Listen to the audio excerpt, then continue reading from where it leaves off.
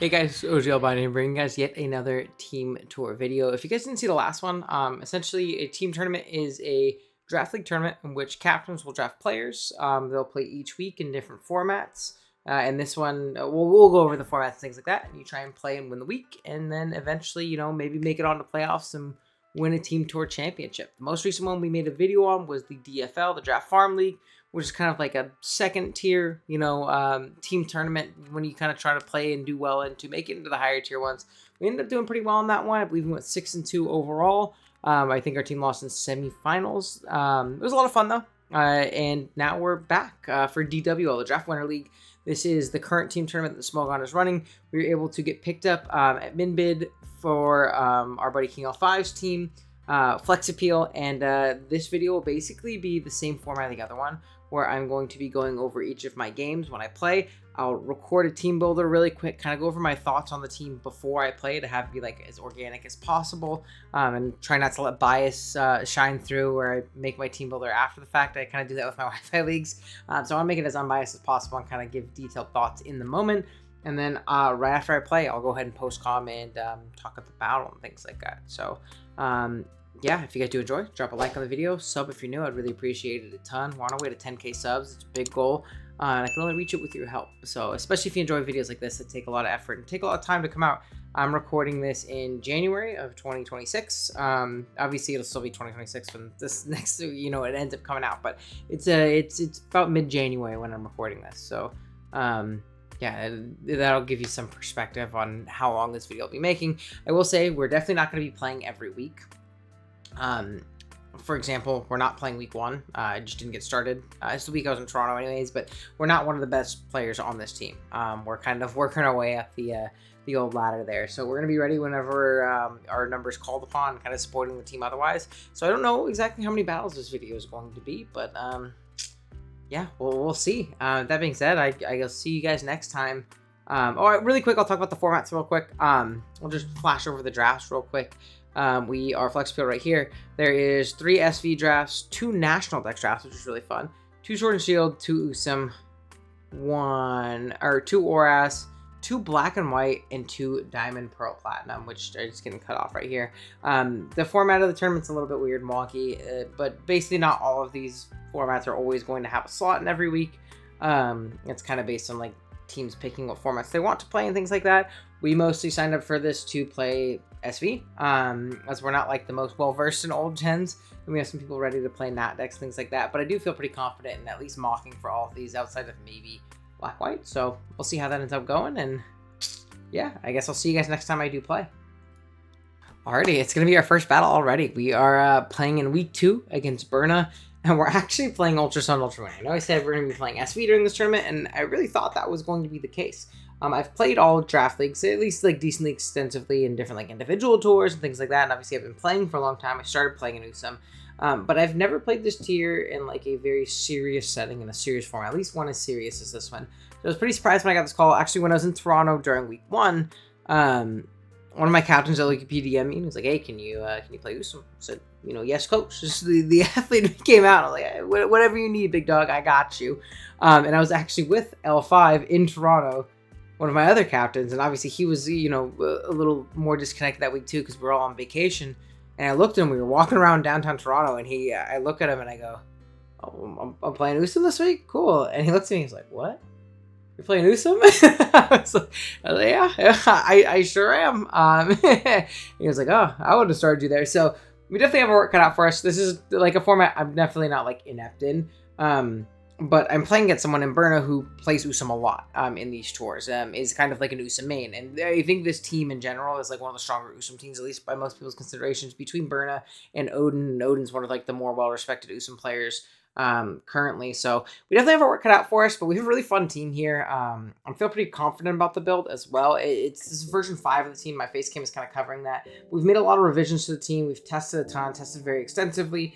And we'll really quickly kind of go over everything. We'll start with the lead, which is going to be Coco. Coco really wasn't like doing a ton offensively in this matchup between things like Spadef, Porygon, Stunfisk is an incredible check, even like random Glooms. It's not like I'm going to do a ton of damage with Coco, so we kind of went a little bit more of a supportive route. Nature's Madness plus Taunt is really, really nice into Pokemon like Uxie, Porygon, and even the Stunfisk, right? Stopping that Stunfisk from rocking on lead is really, really powerful for me. It's also like an okay Kyurem pivot. 2 Ice Beams typically puts me into Iapapa if it is like a more attack-invested one, which we'll talk about more as we go. I do expect it to be a more physically offensive Kyurem. But yeah, overall, pretty solid Mon. Decent pivot throughout the game. And is really just here to kind of disrupt and really break down the fat. It's also very important to have something faster than Greninja. Even though we're not offensive, having that fast Dazzling Gleam to hit it hard is very, very nice. Same thing with Kyurem, because the team actually doesn't have great dedicated Greninja counterplay. This is kind of our main switch into that. So yeah, just something to keep in mind here. We have Bronzong right below us. We'll talk about that because that is kind of the main Kyurem answer. A big issue I was having with this like team early on is Bronzong had so much pressure on it, right? Between trying to check Diancie and Kyurem, it's a lot. And our opponent can definitely play in a way where it can be like, okay, I'm going to like use this set to lure Bronzong so that something else can go crazy. Something I was having a lot of trouble with in mocks was like Sub Endeavor Diancie plus like a Scarf Kyurem was actually really, really powerful into me. So I wanted to make sure that like I had a Kyurem answer, but also a Diancie answer. This is my Kyurem answer. Now I do understand that like Shadow Claw and like Z Ghost do kind of blow through me, but there's not much I have in means of like revenging that. The main thing is I need to make sure I'm not like losing to Scarf Kyurem plus Diancie, and I think Bronzong will allow me to do that. This Mon is really annoying for him otherwise to try and break down. Toxic Protect is really obnoxious into like the fatter things like the Uxie, the Stunfisk, the Porygon, things of the sort. Gyro Ball is obviously to hit the 2 big things that we're here like to potentially check. And then we have Hidden Power Fire for Scizor. Despite having Mega Charizard Y, which you'll see in a second, there were a lot of endgames where like SD Scizor was very, very difficult for me to deal with. So having another Pokemon that can hit hard is obviously very, very nice. So this is going to be our main Kyurem answer. Yes, it can blow through me with Z Ghost. We can always protect to try and scout that, but yeah, that's going to kind of be the main answer here. We take Earth Powers incredibly well, and then like obviously Ice Beams kind of bounce. We got to be careful about like Bolt Strikes, or not Bolt Strike, Fusion Bolt, whatever the move is in the terrain as well. That can like be a big downside to the team, but yeah, we'll see. And we have Kartana next. Kartana is going to be like kind of our main breaker here. There's a lot of sequences where like we get in with Coco, we force a switch, we get into Pokemon like Stunfisk, and we can like find a really free position to Sword Dance up. I was really struggling with this team when they had like double Fat Rockers, so it could be like either like double Rocks Uxie and Stunfisk, and it's really hard for me to keep rocks away from my Mega Charizard Y, which is incredible in this matchup, and it also made it to where Scizor is very, very difficult to deal with. We do have Spin on Starmie, but with double rocks, it's very hard for it to kind of deal with things accordingly. So we do have this like Kartana to like try and lure in the Uxie mostly. +2 knockoff, Adamant is going to absolutely blow that thing up. Obviously, we threaten the heck out of Stunfisk. This is also a great breaker for Porygon. Our bulk is so that we can live a special attack boosted from download Ice Beam if it's no investment after rocks, which is a scenario that came a lot in mocks because I needed to like kind of position myself offensively. Again, you see we're Adamant, which like wouldn't outspeed a max speed Kyurem, but if you look at my speed tiers, I go from Lilligant to Hippowdon. Right? Like there's a big fall off. So unless that Kyurem is Scarf or like Z-Hail, and I really don't think Z-Hail is that great, I think it's either Scarf or it's going to be like a super fat variant. I was having a lot of trouble with like Assault Vest, just like really like fat, bulky, and annoying Kyurem. And I was also having some trouble with like Roost 3 attacks Roselli Berry. Unless it's going to be Scarf though, basically, I don't expect to have any speed. So you can see both Kartana and Charizard Y are kind of not accounting for it having any speed, literally at all. So yeah, we're an Adamant set, which allows us to get pretty bulky and allows us to really hit things hard once we set up a Sword Stance, and really force some specific sequences in like regards to revenge killing. Really just going to be that Diancie, and Greninja can come in as well, which is a little bit annoying for me, but we have better pivots into Dark Pulse than we do Moonblast, I suppose, is kind of the main thing. But yeah, just a Pokemon to really punish the fat, hopefully break through, get a KO early. +2 Fightinium Z blows up pretty much every Scizor. +2 Adamant Fightinium Z, like absolutely nukes it. So yeah, a good way of breaking through its checks and doing a ton of damage in this battle. Then we have Hippowdon. It's max speed F. The reason we're Lumberry here is because there are many instances in which I would try to trade rocks with Stunfisk and then get a poison on me. And if I get poisoned, I actually just don't 1v1 Diancie. So there's definitely instances where I could see my opponent wanting, after their Stunfisk gets low, to punish me rocking, or like if they don't die to EQ, just Toxicking.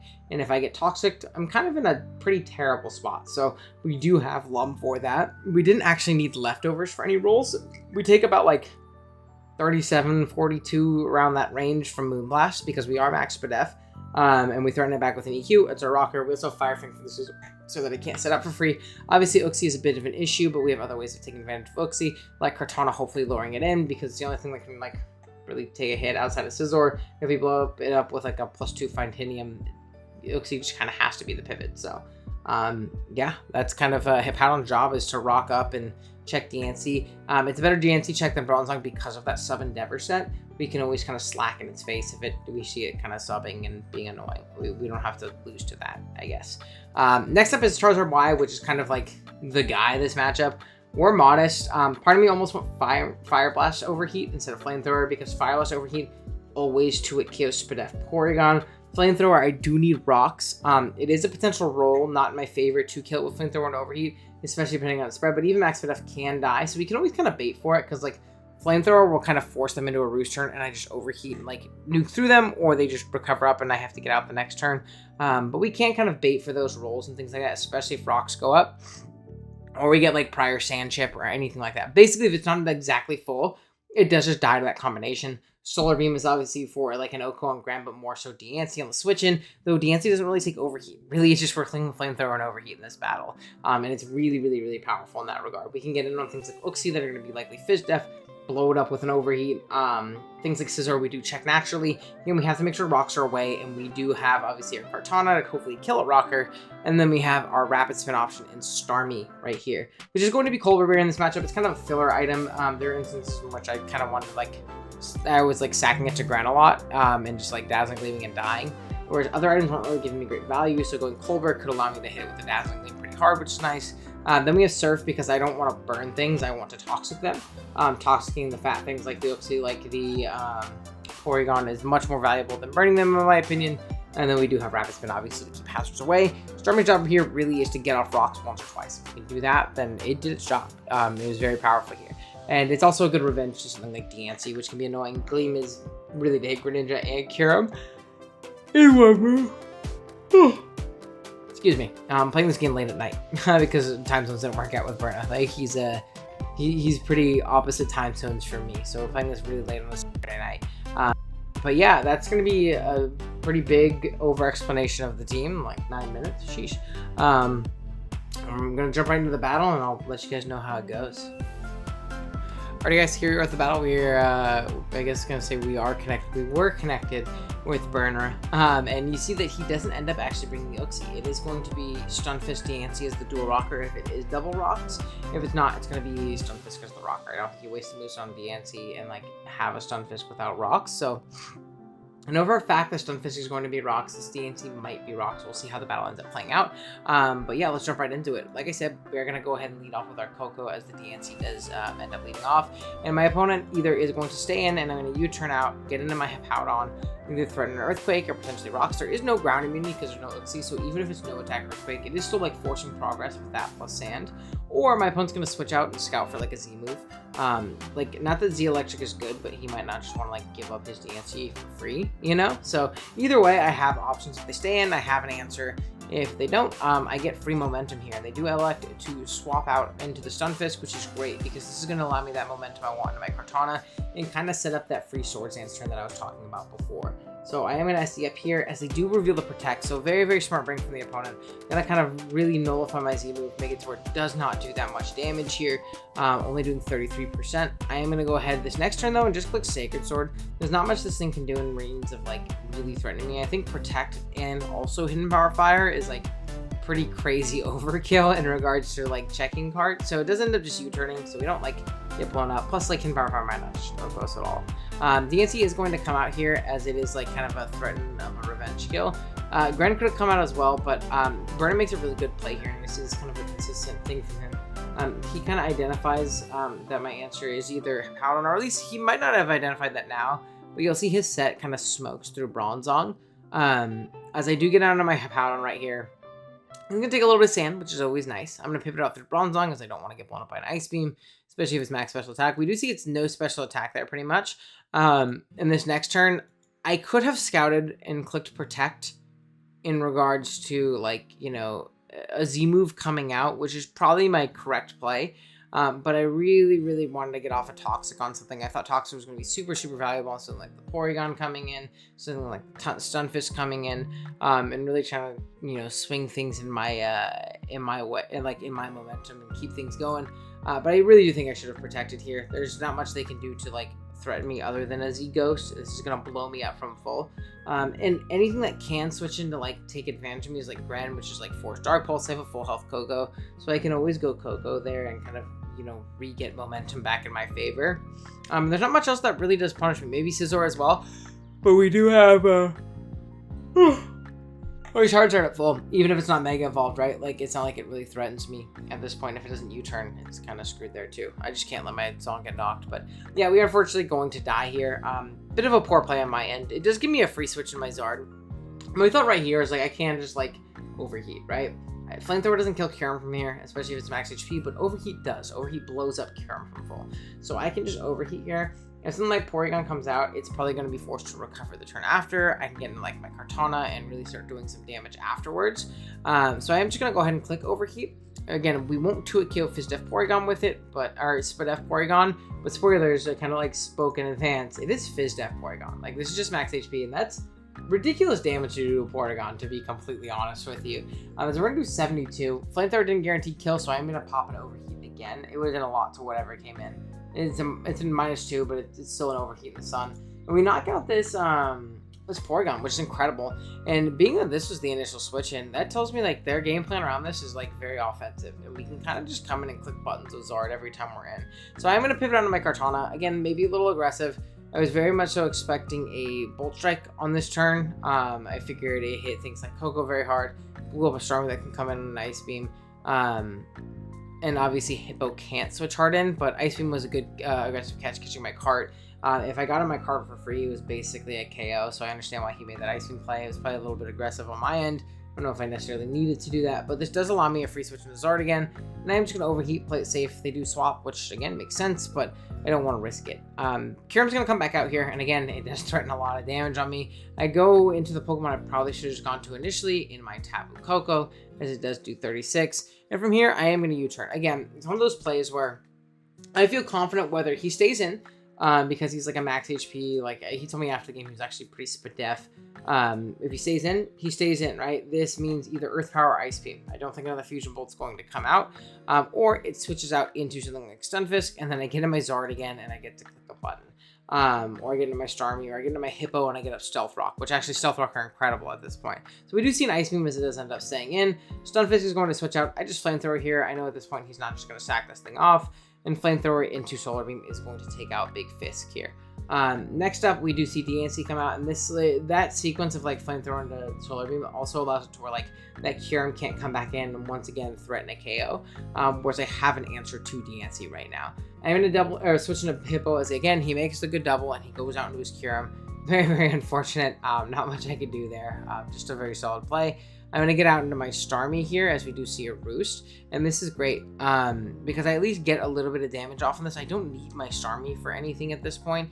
I feel pretty confident with having a full HP Hippo to be able to take on Diancie.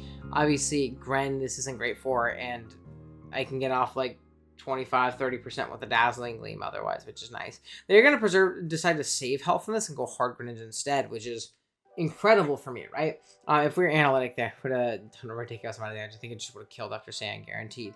But we're not here for like Thunder Waves and like, you know, Uxie and shit like that. But regardless, we hit it very hard with Dazzling Gleam, and after Sand, it is going to be very chipped down.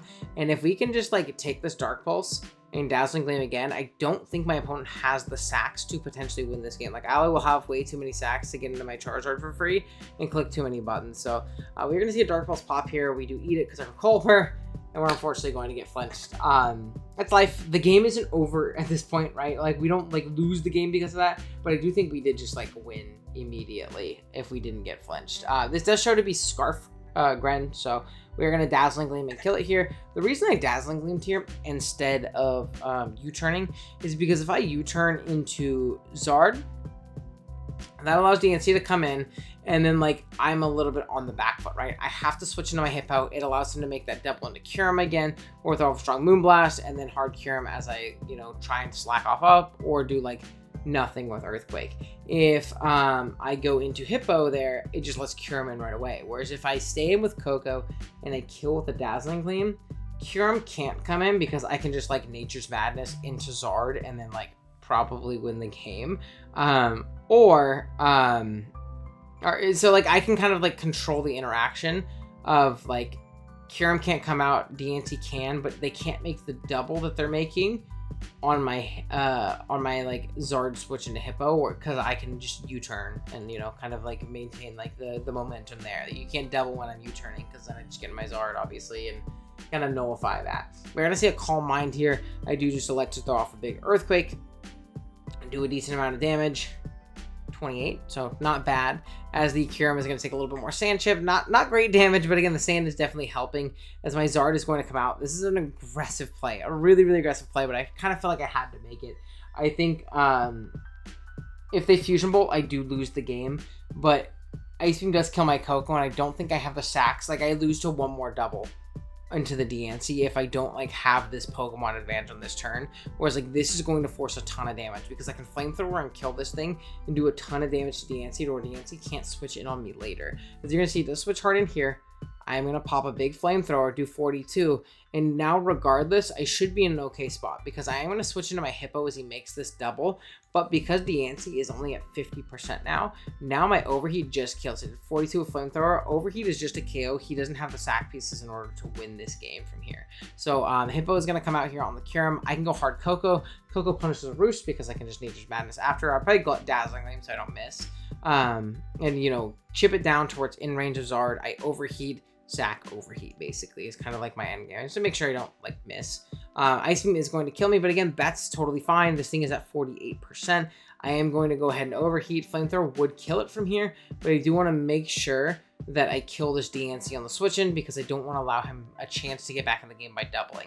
You're going to get -2 because of our Overheat. It is a potential roll to kill him depending on what his bulk is, and he told me after that he was very, very bulky on this thing, so I figure it's always my best bet to go hit Power On because it can always kind of like chip this thing, keep it low. It doesn't kill me with Ice Beam because I am max FDF and he has no investment, so I can always kind of like just spam EQ until I can get back out into my Zard, not be -2, and hopefully have some chip on him to where like it's not a roll to go as. Burn's gonna kind of like identify this and realize, hey, I should try and Roost all this thing, stay as healthy as humanly possible. So we're gonna kind of like hyper fast through this. He does PP stall me out of my Earthquakes, which is very smart. Tries to end this exchange as healthy as humanly possible. As you're going to see, we do have 2 attacks, so it's not going to be an absolute full. We do hit it with a sorry, I went a little too fast there. Do hit it with a Fire Fang, bring this down to 87. And looking at my calc, I do 108 minimum to max HP. He told me that he was very, very bulky, SpDef wise, so this was a 50-50 chance when you also factor in miss. We are going to go ahead and click Overheat, and we do end up knocking him out. So I'm glad we ended up getting whatever that roll ended up being, because we also got flinched earlier. We definitely won the game, so you know, I'll take the roll, and I'll take the 1-0 win. Even if we get, you know, considering that I think we like super smoke that end game if our Starmie does kill that Gran and we just have the extra sack. I think it's really hard for him. In fact, I think it's checkmate in the sense of like, I know I'm like harping on this. It's not like the end of the world. Hold on. Because whatever comes in afterwards doesn't outspeed me. It has to be Kyurem. Like DNC can't take that hit. Where, yeah, I kill it from here, right? I kill it. Out comes DNC. I mean, maybe DNC can come out because Sandstorm is up, so it has like the boosted SpDef. But I still get a Surf Off regardless. And then I get into something like Hippo, or I get into something like Coco potentially and revenge it. Or they go Kyurem, I get off a Dazzling Gleam, they kill me, and then I go into Zard, and I kind of like keep up a lot of offensive momentum there. I basically just keep things lower, and I have an extra Pokemon. So we'll take the roll. We'll take the roll. But yeah, that was going to be week 2, our first game. We start off 1-0. Or the first game this week too, so I don't quite know how we'll do. We're playing on Saturday night. Everybody else is playing on Sunday, so hopefully they end up doing good. And I'll see you guys next time I play, whenever that is. Alrighty guys, here we are, week number 3. We're playing Usum again. We might be in Usum jail, especially if we do good this week. Now, hopefully we do good this week. Obviously, we want to win. We're going against Blitz here. Pretty interesting team they have here. Pretty scary matchup, honestly. This is the one I didn't really want. Not because I thought it was a bad matchup, because the other team was like really weak to Yard, and I wanted to like use Yard to the best of its abilities. This one, not as bad. They have Tentacruel plus Aerodactyl, Mega Aerodactyl, which makes it a little bit more tough. Not impossible, but definitely not very easy. We have big threats like Z Mew and Z Zygarde. I am expecting Z Zygarde over the Z Mew. Personally, I think like Z Dragon is really strong into me. I think Z Ground can be potentially really strong into me. Mew can be a multitude of things. It can be set up. It can be like a pivot. Really can do a ton of different things. Seen a lot of nasty plot and mocks. I could expect that. Serperior has been a Pokemon that really worries me. Obviously with Mega Charizard Y, but one, it's checked well by the combination of the Mega Aerodactyl and the Tentacruel, and to an extent Zygarde. And also rocks. If rocks go up, we become very weak to Scarf Serp, despite having a 4x resist on our team. So gotta be very careful about Serp. Other than that, it's just a lot of defensive pieces. Mega Aerodactyl is definitely annoying since it checks my Yard well, and it's a good rocker here, but we do have defensive counterplay to it. A good couple Pokemon that can switch in. Things like Tentacruel, I'm not as worried about. I did play a really, really annoying Toxic Protect Scraggy in Mox, and it was actually very, very obnoxious to deal with, so I have to deal with that again this time. We will see. But overall, I actually do think this is a very good matchup for me. You'll see our first one on the team, Coco, is just Thanos in this matchup. The combination of Dazzling Gleam and Thunderbolt is just unguardable on my opponent's team. Z-Dazzle with Modest 224 should allow me to pretty much Oko Serp all the time, which is really, really important and very, very nice. And with the speed tiers, obviously, we can afford Modest, which is really, really clutch. Really gives us some crazy, crazy numbers in like Mew and Zygarde and Scrafty and all these guys. Like, it just becomes an absolute nuke at +1. And really the way things were going is like the first time I could call Mind into like Z and nukes and thing. After that, the team is so softened up that the combination of Thunderbolt and Dazzling Gleam will just 2-hit KO and Oko anything, everything anyway. So not too bad. You see we have Mega Charizard Y right here next. Is actually going to be our lead in this battle. It leads well into everything not named Aerodactyl. So if Aerodactyl doesn't lead, Overheat becomes incredibly, incredibly powerful. We are Flamethrower, Hidden Power, Ice, Overheat, and Roost. Originally Overheat, we were Will-O-Wisp. And the reason we were Will-O-Wisp over Overheat was to catch that Aerodactyl, burn it, and take it out of commission for the game. But then throughout testing and mocks, things like that, I never saw Roost Aerodactyl. And if I'm thinking about it, it's really their only rocker here, right? I don't think Mew is going to be the rocker. I think it's better served, you know, having an extra coverage move or allowing it to be set up or something like that, whereas Aerodactyl is checked very well by Hippo regardless of what its move pool is. So I think using it as the rocker is just a little bit more optimal. And if you're that and you want like Stone Edge and Earthquake and Aqua Tail, maybe a Taunt, things like that, basically it's very, very hard to fit Roost. And if they fit Roost, it's honestly kind of good for me. If that's the case, I don't need to burn it on switching. I need it for Overheat and do like 60 to 70% or something like that, and then it just doesn't switch in again. And now I have a nuke every time it comes in. Flamethrower is just for consistent stab. Hidden Power Ice is to nuke Zygarde and do as much damage as that as humanly possible. You'll see Hippo is next. It's Fizz Def. Honestly, is very stretched thin this week. It is EQ, Ice Fang, Stealth Rock, Slack Off. We need rocks here for the opposing Aerodactyl and just chipping things down, like making that Z-Dazzle guaranteed kill Superior, which is really nice at +1. I thought about being Whirlwind on this set, and I think Whirlwind would be fine for Zygarde. Like, I think that'd be totally okay in dealing with that thing, not having the Ice Fang specifically to hit it. But the reason I want Ice Fang over Whirlwind is because not only does it hit the Zygarde, but I think having a move to hit Aerodactyl is very important when it could just be a Stall Breaker set, or like it could have Taunt, not even Stall Breaker. It could just be Taunt, and if I don't have Ice Fang, I have no means of like actually putting damage on that Pokemon. And the rest of my team is very weak to Aerodactyl, so I think it was very important to have a move to hit it.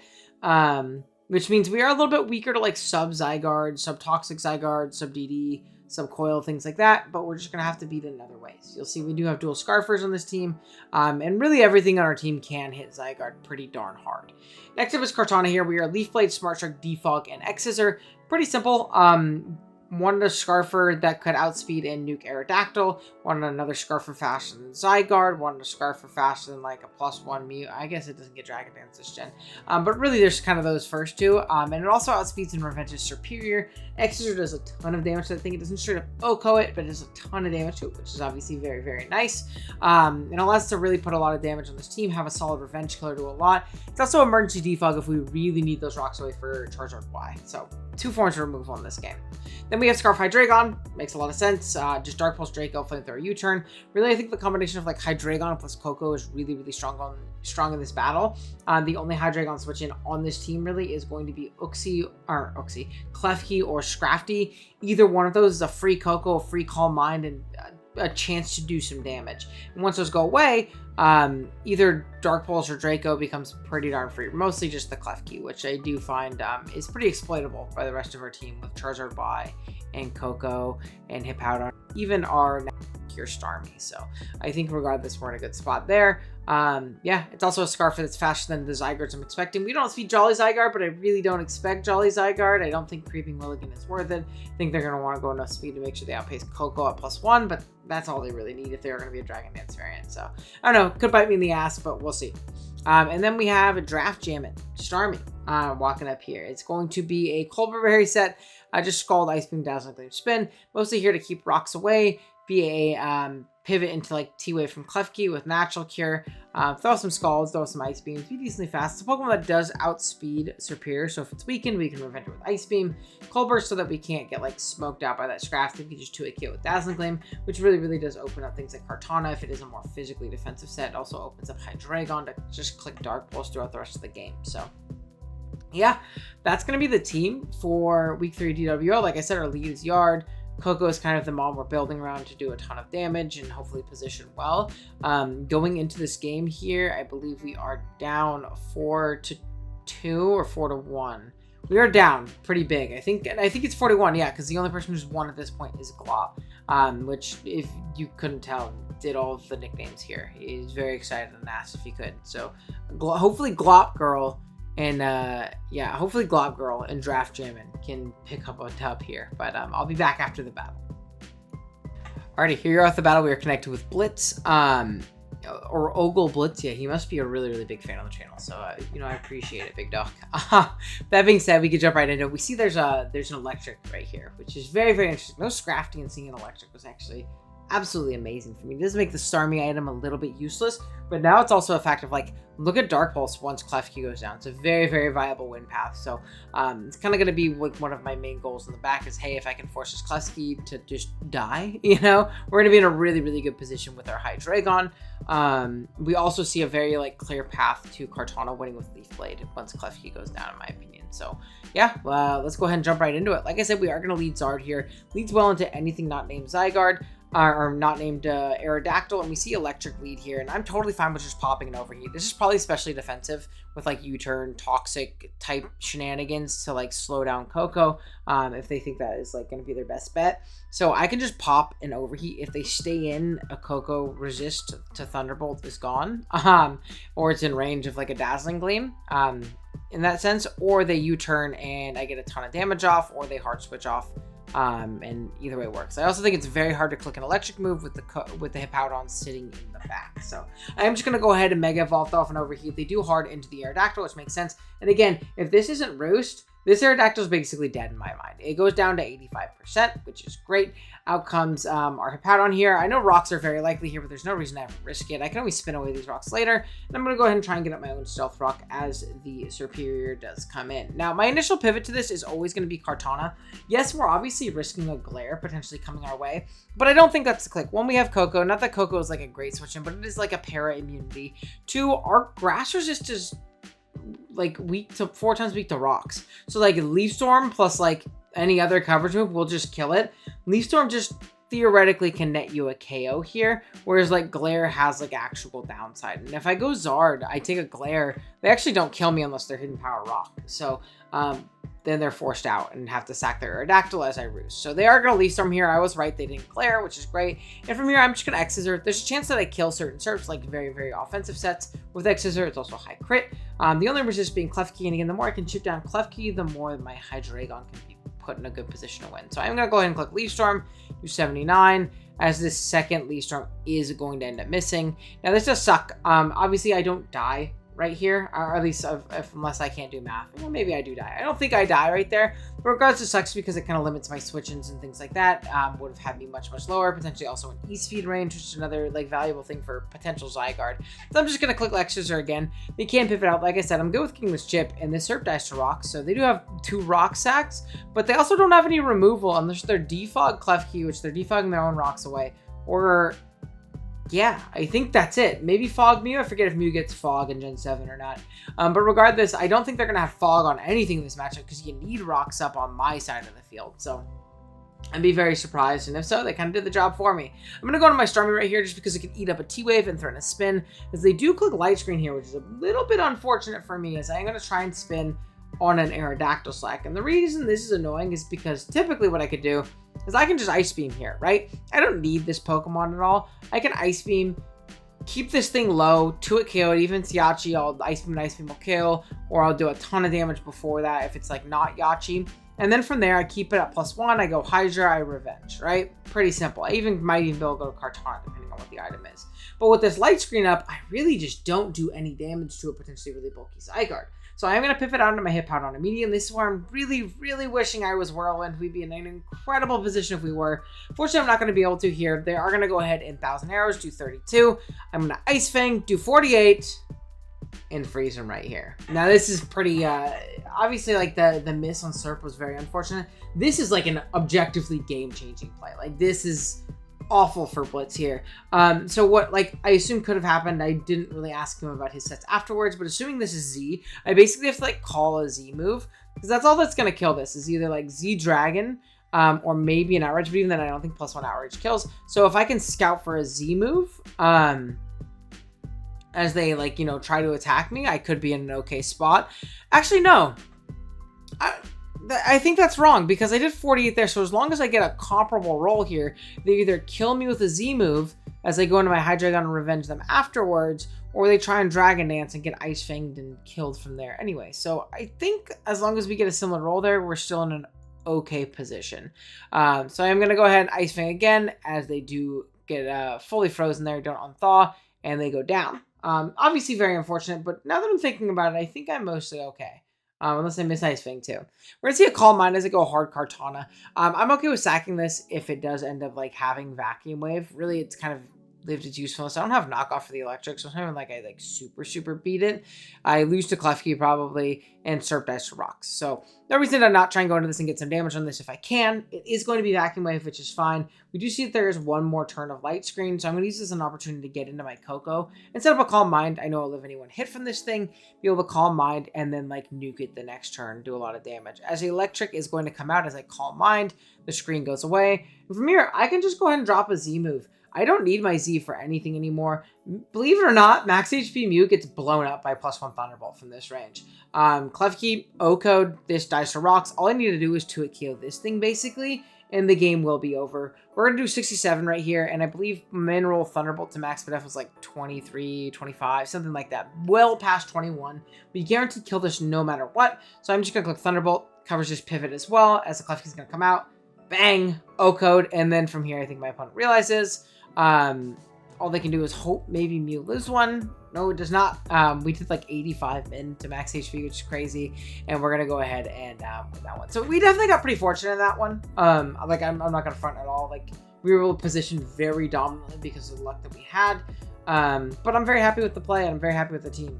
It smoked. I mean, Hydreigon didn't even have to come out. Zard came out once, and Coco did his thing. This was the, you know, the Coco like Thanos game. This guy looked insane. That's why he's the Usum goat. Fuck Zeraora.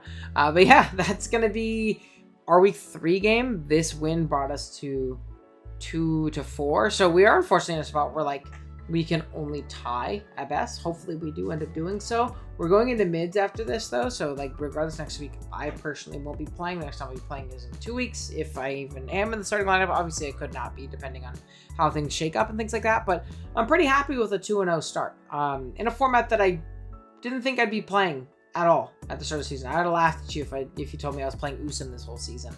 But yeah, we're gonna take on that win and move 2-0. I'll see you guys the next time we play. Alrighty, y'all, here we are.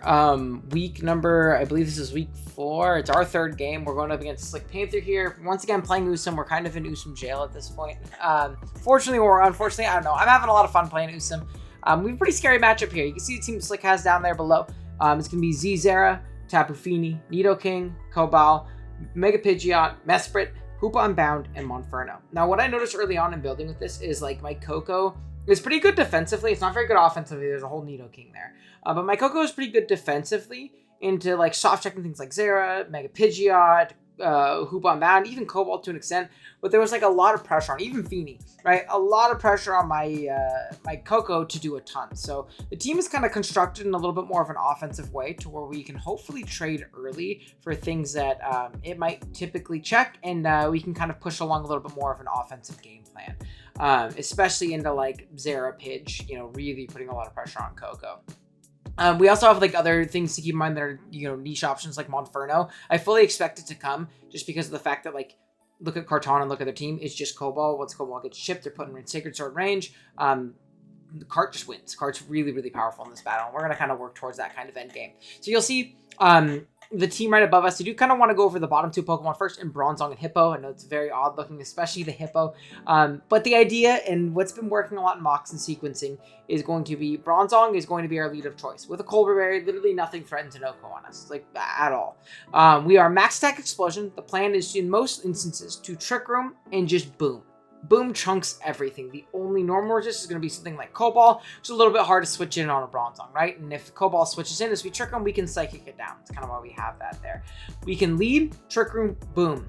That gives us free positioning into our Hippowdon. I want you to look at Max Attack Hippowdon, and I want you to look at Slick's team. I think it's actually incredibly powerful. Between Earthquake for just super spammable stab, there's no actual like conventional ground resist. Crunch for the Mesprit, Stone Edge for the Mega Pidgeot, and then we have Superpower for like Air Balloon Mons, things like that, like an Air Balloon Cobalt or something like that. Air Balloon Zera, I suppose, mostly Cobalt. I don't expect to actually click it. It's mostly just because we're Assault Vest, right? So we do a ton of damage. We basically 2-hit KO something. We'll kill something after the boom, and then something like Feeny can come in. With our Assault Vest, we take absolutely nothing from Surfs, Hydras, things like that, and we should still have 2 turns Trick Room left where you can Earthquake, either take that out or chip something down immensely.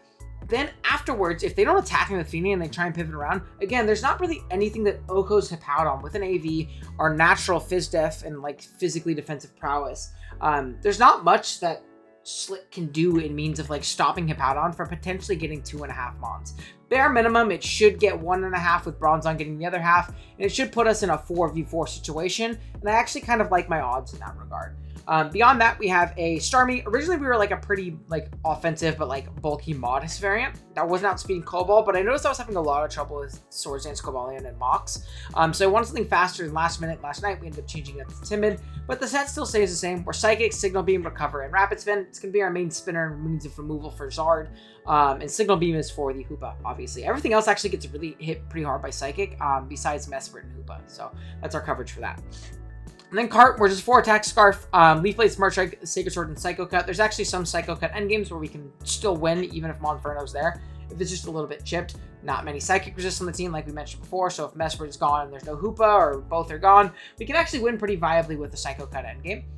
We have a pretty specially defensive Coco. We are Helmet, just to cover like Plasma Fist and get chips, cover U-Turn from Pidgeot and get chip, cover Hyperspace, which we don't get to a kill by Scarf from Hoopa, get some chip, or even Grass Knot on predicted Hippowdons.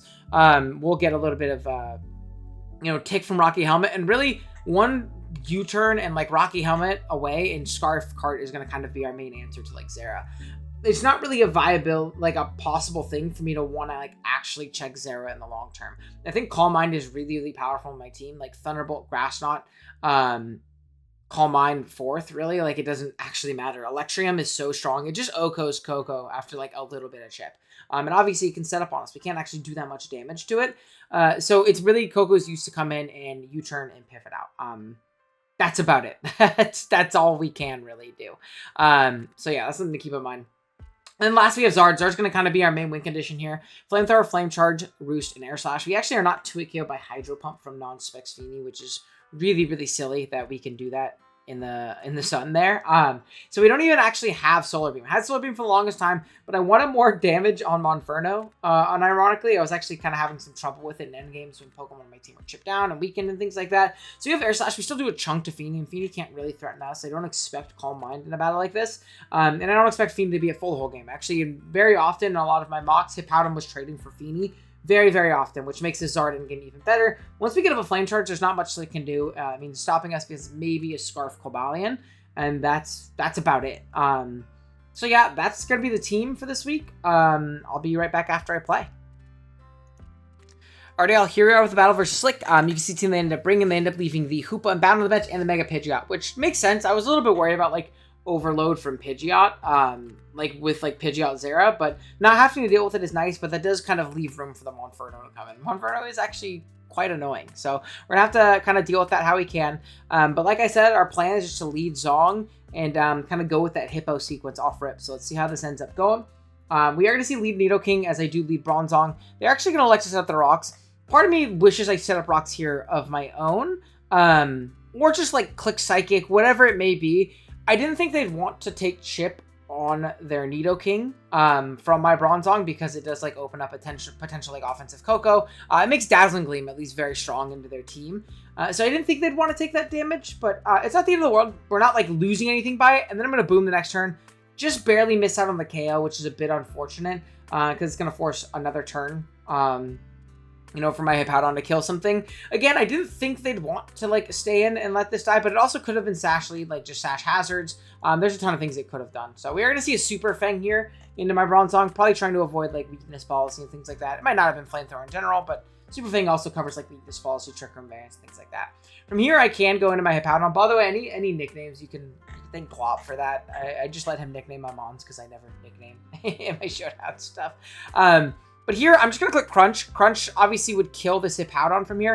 And it's going to cover Mesprit while they're going to probably try and, you know, preserve Sax and, you know, pivot around the Hippowdon a little bit here. As we do get to click a nice and strong Crunch here, doing about 52 plus Sand. It is a 2-hit KO. I'm just going to click it one more time. They could have just sacked it off. Maybe I should have aggressively Earthquaked. It would have been a really good play. Just got a little bit soft there, unfortunately, as I'm going to take this opportunity to pivot into my Starmie. Obviously, I can take a Surf, but being that I'm not going to be under Trick Room for 2 or more turns, I don't think it's quite worth it, depending on like how offensive this Feeny is, things like that, whereas I can get into my Starmie and find a Rapid Spin opportunity here now, which is really nice, obviously. So they're going to Nature's Madness, as I do elect to just recover up right here. No harm, no foul. Zero Aura is going to be the pivot. Good aggressive play from Slick. Obviously, like kind of punished me either spinning or recovering. I'm not probably going to click an attack. And if I do, it might be like an offensive Thunderbolt. So really good mid-ground, covers everything I can go for there. I'm going to pivot into my Coco as I know I can take any hit from this thing that I might want to take. The Calm Mind's going to hit right here as Thunderbolt's going to come out. We are timid, so we take that pretty well. U-turn's going to pop, and this is going to guarantee put them in range from a Leaf Blade from my Kartana. Now, I understand that this guarantee is going to kill the Zero Aura. I go into this, I'm pretty hard telegraphing that I am going to be a Scarf variant. So I'm actually going to make a really aggressive play here, and I'm going to double into my Starmie. I really want these rocks away, and if it's a 1-rocker Nidoking, people have typically been bringing a lot of double rocks into me with this team, but bare minimum, I can get away with them now and kind of deal with things accordingly afterwards. So I am going to make the double into Starmie on Scarf, so I'm just going to switch out first. But we do get that play correctly. Monferno's going to come out, and there's no universe where they're going to let this take a hit. So I do just end up clicking Rapid Spin and chipping this thing down. And the next turn, I can just click Signal Beam and hopefully try to take this out. Unfortunately, I'm going to just barely miss on the KO. And you're going to see this is really unfortunate because like I said before, we were Modest until last night. And Modest obviously would have picked up a KO on this thing. And I'm really, really regretting that change that we made. It wasn't for any Couts in particular. It was just because we could kind of thought we could afford it with the Cobalt. I'm not going to pick up on this KO, and you'll see it's actually Iapapa Berry, which makes this interaction really, really annoying for me, where I'm basically going to have to trade my Starmie to ensure rocks don't go up. It is double rocks, and if I can KO this and just not let the Nidoking in again, I am going to find a position to like pretty much always keep rocks away for the rest of the game, unless it's triple rocks with Monferno. And hey, you got me at that point. You know what I mean? Like, shit. It is what it is. You know what I mean? So I'm just going to go ahead and click Signal Beam again. Rapid Spin. Unfortunately, this Energy Ball is just doing more than half, so there's no reason for me to try and recover this off. And I'm going to go on to Zard right here and just click a strong Flamethrower. There's not much that switches into this. Zard is going to be able to pick up a KO here pretty much regardless, as they do end up sacking off their Mesprit. Next up, Cobalt is going to come out. I'm expecting a Stone Edge here, 100%. You go into this, you're clicking Stone Edge. The reason I didn't Flame Charge there because they could also just be Stone Edge on the, or Scarf Stone Edge on this thing, and it's just not worth risking that. They do end up missing the Stone Edge there, which is fine with me. It's less chip that I end up having to take, as I'm just going to click Earthquake on this Tapu Fini coming in. And again, I can take this trade, but I actually really want to keep health on this now for Zeraora. I can live a +1 grass knot pretty comfortably now. I can live a hit from the Cobalt. Really, there's not much that kills this thing once I get a little bit more chip on some things, and if I can like eliminate one more piece, Hippowdon can trade like 2 for 1 at this point. So I don't see a reason to just straight up sack this. I looked at the calc and my Coco actually does take any hit that this thing wants to go for, so I'm going to pivot out through my Coco here. As they do end up Nature's Madnessing, totally fine with me. I'm assuming they're probably playing around weakness policy too, which makes sense. And if I'm AV, it actually does more. So it makes sense, right? Next turn, I am going to just try and click a U-turn as they do end up just clicking Protect. Just kind of scouting, see what I want to go for. Not losing anything from from Sandstorm, but you know, obviously it would gain outside of Sandstorm.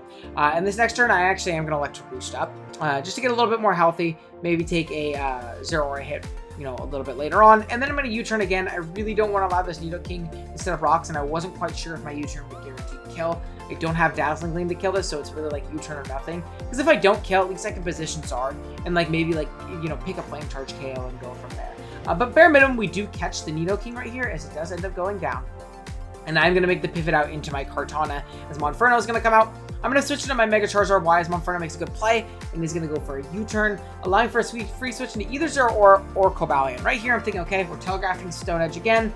Just can't let it Stone Edge me, right? If I can position a Flame Charge, this Pokemon does just win very, very soon. So I am going to hard switch out, and I think this is the biggest mistake that I made in this battle, as a Rock Polish is going to happen. Now, I played a lot of Swords Dance in box. Like, I played a ton of Swords Dance. I didn't play any Double Dance. Now, if this isn't Double Dance, we're still fine. My Hippo can take it, and we can go from there. But now I'm kind of in an awkward position where I'm just trying to sack off my Tapu Koko, as they're going to click another Swords Dance, and I'm going to Nature's Madness, but it's not going to quite be enough. Hindsight, I don't know why I didn't Thunderbolt. I think that was just wrong. I'm pretty sure Thunderbolt always does more. I mean, I can literally just check right here. I think I started tweaking and freaking out because it's like, oh shit, I lose. Yes, Thunderbolt does do more, but, you know, kind of, we're nickel and diamond at this point. They're going to CC, and you'll see Thunderbolt doesn't do enough to where, like, that plus Helmet would have killed anyways, so it doesn't actually grand scheme matter. This turn I am going to go into Hippowdon, because I'm not very physically defensive, or even max HP for that matter. I do die to +2 Z close combat. And being that the Zera wasn't Z earlier, didn't click it on my Coco, I'm pretty confident this is going to be a Z Fight variant. I did play a lot of Z Fight. I think it's pretty strong on my team. So I'm going to scout for it and go into Zard right here. I do live this 50% of the time, so we kind of just have to hope it happens. Unfortunately, we're going to get crit. Obviously, that sucks.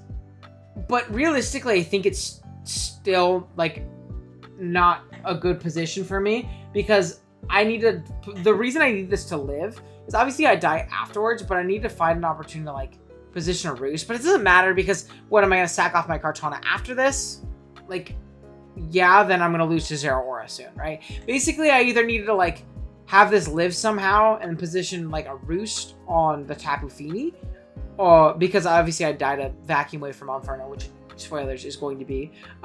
Or maybe it was just sacking Kartana and understanding, hey, I need to find a Flame Charge with Zard, but I don't think that matters either, because after this, my only play is to go into Hippowdon and take a close combat, kill this thing, then I'm in range of Zera, and so is my Zard. Though I don't know if Zard dies to... No, Zard doesn't die to Thunderbolt, though, because of its natural Spadef. So I think my correct play in this instance is actually just sacking Kartana. I don't think it's going to be sacking the Zard, because the Zard can still position a Flame Charge and win the game, dependent on, you know, rolls and things like that from the Zera's Thunderbolt. Because I'm pretty sure Zeraora, Thunderbolt, it's just Thunderbolt into my Mega Charizard Y. Yeah, I will live that into Vacuum Wave. So I think that was actually the correct play, and I think I played this endgame incorrectly. And you're going to see this is just going to be too much for Hippowdon Kartana to try and handle. Close combat isn't going to kill us. Like I said, we do live it. We can kill it with an Earthquake. But from there, Vacuum Wave Monferno is just going to... sorry, I didn't mean to skip to the end. If you really want to see it, you know, we'll give Monferno his day in the sun. Unfortunately, even Psycho Cut Crit doesn't do anything. This is Max Fizz Death. So we're going to click it. It's not going to matter. We're going to get to a KO by the Vacuum Wave, and it's going to be that. So I think I did play that incorrectly. Not very high. I think I played the early game great, you know, like through like this Starmie double. I think everything was pretty okay. This Iapapa interaction was just not good for me. And then from there, things just kind of end up going downhill with this Cobalion. So it's on me, you know, shit happens. We'll try our best to bounce back and do better going forward. And yeah, what else can you do? I'll be back. I know I'm playing next week. We already got like our lineups already put out, so I know I'm going to be playing next week. So hopefully we'll be back and better. Our team is 4-2 now in this week. If I won, I would have secured us the week, which sucks even more. But again, what can you do? Shit happens. You lose sometimes. As frustrating as it is. But yeah, I'll hopefully be back better next week. Okay, really quick, because I've had 5 minutes and I've thought about it more. I did have one in the end game, and I figured like the whole point of this is like actually go over these things as even more annoyed as I am now with myself than I was before this. I did have a win path. So essentially it's something that came with Mox too, which is even more frustrating. Even past this point, I could still win. My Zard lives with Thunderbolt. It just does. Because the way this goes is I go and hit Powdon. I'm playing under the assumption that this is Z fight, right? So I go and I basically sack my Zard to scout for such Z. I thought I needed Kartana guaranteed, or I just lost to Zero Aura. But we've seen it's a special attacking variant. It's Thunderbolt. My terrain is going to go away soon. So what I would do is I'd sack Kartana in this instance, right? Kartana would obviously die. I go back into Hippo. I kill this thing. It goes down, right? Next turn, terrain is going to be gone, so I guaranteed live Thunderbolt. I only do about 74, 75 max.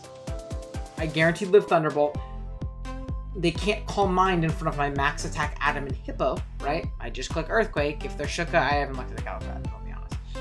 I Flame Charge, and I win, because I kill Zera, I Roost in Feeney's face, and I 2-hit Keel with Air Slash at this point. And I obviously beat Monferno. So I had a way to win that game, and I just decided to not calc and not take it. So I'm extra frustrated with myself. Spoilers, I watched the game, the next game happened like right after me. It was Sub-Zero, and they clutched up and they saved my sorry ass and won the series for us. So we won the series. We're 3-1 the season. I'm personally 2-1. Again, we'll be back with the next one. All right, here we are, week 5. This is our 4th game. We're once again playing Usum, going up against II right here. Obviously, a very well-known player throughout the scene. Has been doing it for a long time. And is very, very solid in this tier in particular. We got a pretty interesting matchup ahead of us. So you can see it right above me. We have Zlando, Zlati, Victini, Blastoise, Steelix, Clefable, Rotom, and Sableye Mega. So like some kind of like hybrid balance, like bulky offense kind of thing. The real big issue is Victini. Giving it Sun is really, really bad. However, I don't think I can leave Yard on the bench here. Yard is incredibly, incredibly strong in this matchup. I think it's really, really powerful. The combination of Fire Blast, Dragon Pulse is really strong here. So giving that up just to not give the Victini Sun when it still has a chance to just kind of 2-hit KO everything just doesn't seem worth it necessarily. So we did end up still bringing it, but it's going to be a big, big issue in contention in this team. Latios is obviously annoying. It is a decent yard check. It's kind of like the main stopgap to it. Lando, we actually handled quite well, I think, just like on paper. I'm not super expecting any super offensive sets, maybe Rock Polish 3, but the combination of like on paper, Bronzong, Hippo, Hydreigon, things like that, we should be able to handle it. And then any non-Scarf sets, Pokemon like Starmie blow up. If we are an Intim, Pokemon like Kartana blow up, things like that. So I could see Scarf coming, and I could see a Rocking set coming pretty much, is potentially what I'm expecting. I think Steelix is going to be the main stopgap to our Kartana, who I think is really, really powerful, and we're going to kind of push ourselves towards a Kartana endgame. And you'll see with this build how we end up, deciding to do so. And then obviously like the combination of Mega Sableye plus Clefable is really annoying. In particular, not being able to spin / get up rocks really in this game. You see, we just kind of forego the idea of getting up rocks in general. If we, which would really make things like Victini much more manageable. So really, I feel good about this matchup outside of the Victini. We'll see how that goes. We'll see if I'm correct in that assumption or not.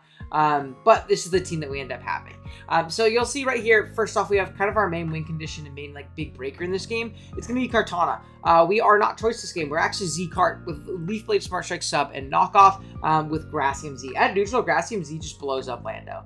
So having like that nuke, plus a nuke into Sableye, a nuke into Clefable, things of the sort, is just really nice. Even a nuke into a weakened Steelix. Now, I am expecting like a Fizzdef Helmet Steelix because it covers Coco as well as Kartana. So we obviously have Knockoff to get rid of that item, as well as blow up a weakened Latios if we're behind a sub, or Revenge Kill a Victini that's already clicked V-Create or has confirmed to not be Choice Scarf itself. which is obviously really nice. Now, I think a big stopgap to this is going to be the Lottie. It is going to be faster than us, so it can potentially recover, especially if it's like a Z move variant. It's not going to take a ton from knockoff initially, or if it's like a bulkier Culver set, I could totally see that being annoying as well. So our team is kind of constructed in a way to hopefully get rid of that guy in particular and help us out later. You'll see the first one to kind of do that is going to be Mega Charizard Y. We are just timid, max speed, Fire Blast, Dragon Pulse, Roost, and Defog. Most Lottie sets are just going to get 2-hit KO'd by this and not really be able to set up on us. Max Special Attack, Fire Blast, and Dragon Pulse should KO most Lotties. They'd be very, very bulky to survive that. Otherwise, obviously, like Roosts and Recovers and things like that can happen, but I'm pretty confident in our ability to win via War of Attrition. This is going to be our lead in this game. I think it just exerts the most pressure initially offensively. Obviously, like a Victini lead is a little bit tough, but we have the Hippowdon like pivot if we're expecting a potential Bolt Strike or something like that, which is obviously nice. And we are mostly split F Hippowdon, but we'll talk about that in a minute. Then we have Lilligant coming off the bench for the first time. We're actually bringing Quiver, Sub QD, Giga Drain, Hidden Power Ghost, Sub, and Quiver. Obviously, Sub does a multitude of things here. It covers Pokemon like the potential like Sableye clicking like a Thunder Wave or something of the sorts, or clicking like a Shadow Ball if we're already Calm-Minded up. It also covers like Clefable clicking like a Thunder Wave, something of the sort. And really, once this guy gets up to +1, it's really threatening. Giga Drain plus Hidden Power Ghost hits everything really, really hard. And the sub is also really nice in the context of like if Victini has like clicked V-Create or is like trying to spam V-Create to like kill us / trade HP on it, we can kind of sub down until it gets enough drops to where it just dies to Life Orb HP Ghost. And the Life Orb Giga Drain is really, really powerful. Even if it is Unaware Clef, it's going to get kind of blown up by a modest Giga Drain if it's not max special defense. So that's something else to keep in mind here. It's another Pokemon that's really great at luring in Lottie. If Lottie wants to come in and try and trade for this, we can hit it with, you know, really strong +1 or +2 HP Ghosts and hopefully open up our Kartana a little bit more. Then we have our Tapu Koko. It's going to be AV here. It's mostly like serving as a pivot into Lottie. If you look at the team we have right now, we actually don't switch into Latios very well. So having an option to be able to switch into that guy and kind of handle it is always going to be really, really nice. And other than that, it's here to spread Nature's Madness, right? If we can catch a Steelix with a Nature's Madness, it really opens up guys like Heart, especially if it's like Helmet Licks that doesn't have any like means of like leftovers recovery. Nature's Madnessing that guy down means it's like Intuit KO range and really opens up our own Kartana to potentially winning. It's also like a solid pivot into guys like Mega Sableye and guys like Blastoise and things of the sort. Obviously, we can't hit Lando super hard outside of Gleam, but it still chunks it, especially because we are modest in this matchup.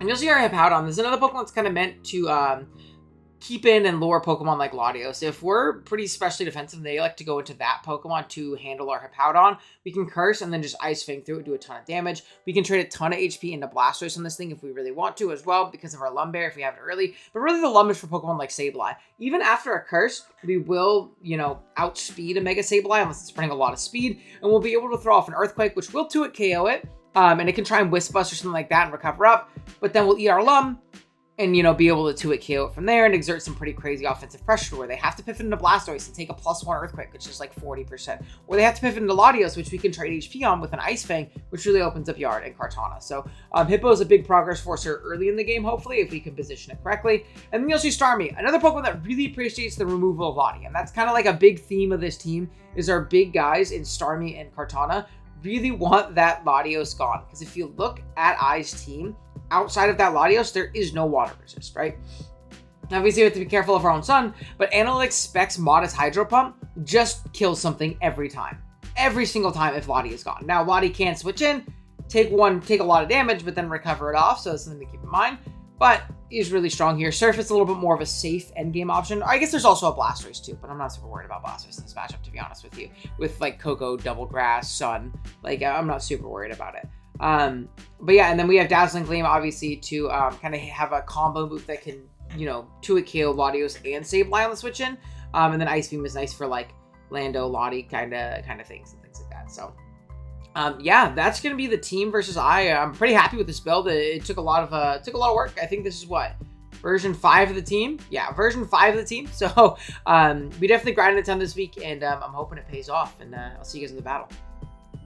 Alrighty, here are the battle against I. You can see the team they elected to bring. It's going to be Lando, Mega Sableye, Victini, Latios, Steelix, and Clefable. Pretty standard in what we really expected. Now, it's not necessarily a good or a bad thing, right? Being that they brought what was expected means they brought what was good, but also we should be prepared for it, right? So that's always going to be nice. We're going to jump right into the battle. I am just going to go ahead and lead off with my Charizard, like I said before. I think it exerts a ton of pressure, and typically these Mega Sableye builds will love to leave Mega Sableye to guarantee get off that Mega, right? Otherwise, like, what's the point of it? There's probably not removal on this team if there's a Mega Sableye, and if they want to keep away rocks for Victini, they need to get off the Mega immediately so that this Pokemon can switch into Hippowdon and keep them off indefinitely. So they are going to lead off with Sableye. We are correct there, obviously. I am going to go ahead and Mega. I do think that it is technically optimal to not Mega in this turn because Mega Sableye will never, like, leave itself open to attack, so they very often run Protect or Fake Out in one of their slots to guarantee that Mega. You see it is going to be Fake Out right here, so I think it is just technically more optimal to not Mega Evolve right there, so I have an extra turn of Sun if needed. But that's kind of a nitpick, you know, small things. Victini is going to pivot in. In mocks a lot of the time, I was facing a lot of Assault Vest. So I figured, okay, maybe this is AV Victini, which makes it a little bit easier to switch into for me. So I'll take that. He's going to switch in, and you see it takes 51. So that is not Assault Vest. It is not. But that also opens up a little bit of a worry. I'm like, okay, well, I definitely can't stay in because, like, if this thing is like Choice Scarf Bolt Strike, I'll just die and I'll lose a Pokemon, right? And I'll lose my yard, which is really bad. So I'm going to pivot into Powdon. I should be able to take most, like, Victini variants decently, or at least I'll be able to pivot in on moves like Bolt Strike. And if it's like a V-Create coming out here, I can kind of use this as like a pivot opportunity back into... I can't really actually. So really, you're going to see right here, I makes a good play and just V-Creates, right? And you'll see it does 75, that's Choice Band. So Choice Band would have killed my yard. If he's Jolly CB, it is like a speed tie risk. I think that this like can't be Adamant CB based on like 75. I think that's like a low roll on Jolly Choice Band. And it might not even be max attack at that. So it is Choice Band, but it's not like max attack Choice Band or like Adamant Choice Band. So they do just kind of like call me being like, I can't risk my Zard right here. I need this for later. And they're going to be rewarded with a really big KO. Because I mean, there's nowhere for me to go on a Choice Band Victini. We're offensive Starmie. Everything dies on my team, literally. Like literally everything dies. So Hippowdon unfortunately just has to be sacked right here. We're going to see Sand Chip, which is nice. And we did get a lot of chip on the Victini. And now we're at the point where we know Latios has to come in earlier or now on this Zard because this Pokemon will just die from here to a Fire Blast. So a little bit unfortunate, but we can kind of position a little bit more of an offensive spot right here as we're going to get into our Starmie. And the reason I go into Starmie here is because I really do think that the Sableye has to come in. Latios can come in, but if this is like, if I do hit it really hard and chip it down or I make a prediction, I Ice Beam or something like that, they become incredibly weak to Mega Charizard Y. I mean, insanely weak to this Pokemon. So I don't think that play is going to happen. I think I can get an Analytic Hydro Pump off pretty freely. I am going to be correct as the Sableye does come in. And Hydro Pump is going to miss, unfortunately. It's the risky run when you take this. And Max Speed F Sableye takes like 70 from that because it's analytic boosted on that first turn and then maybe 2 it KO'd. So it would force in Lottie to take a Hydro Pump and a Sand turn, and then we'd get momentum and initiative that way.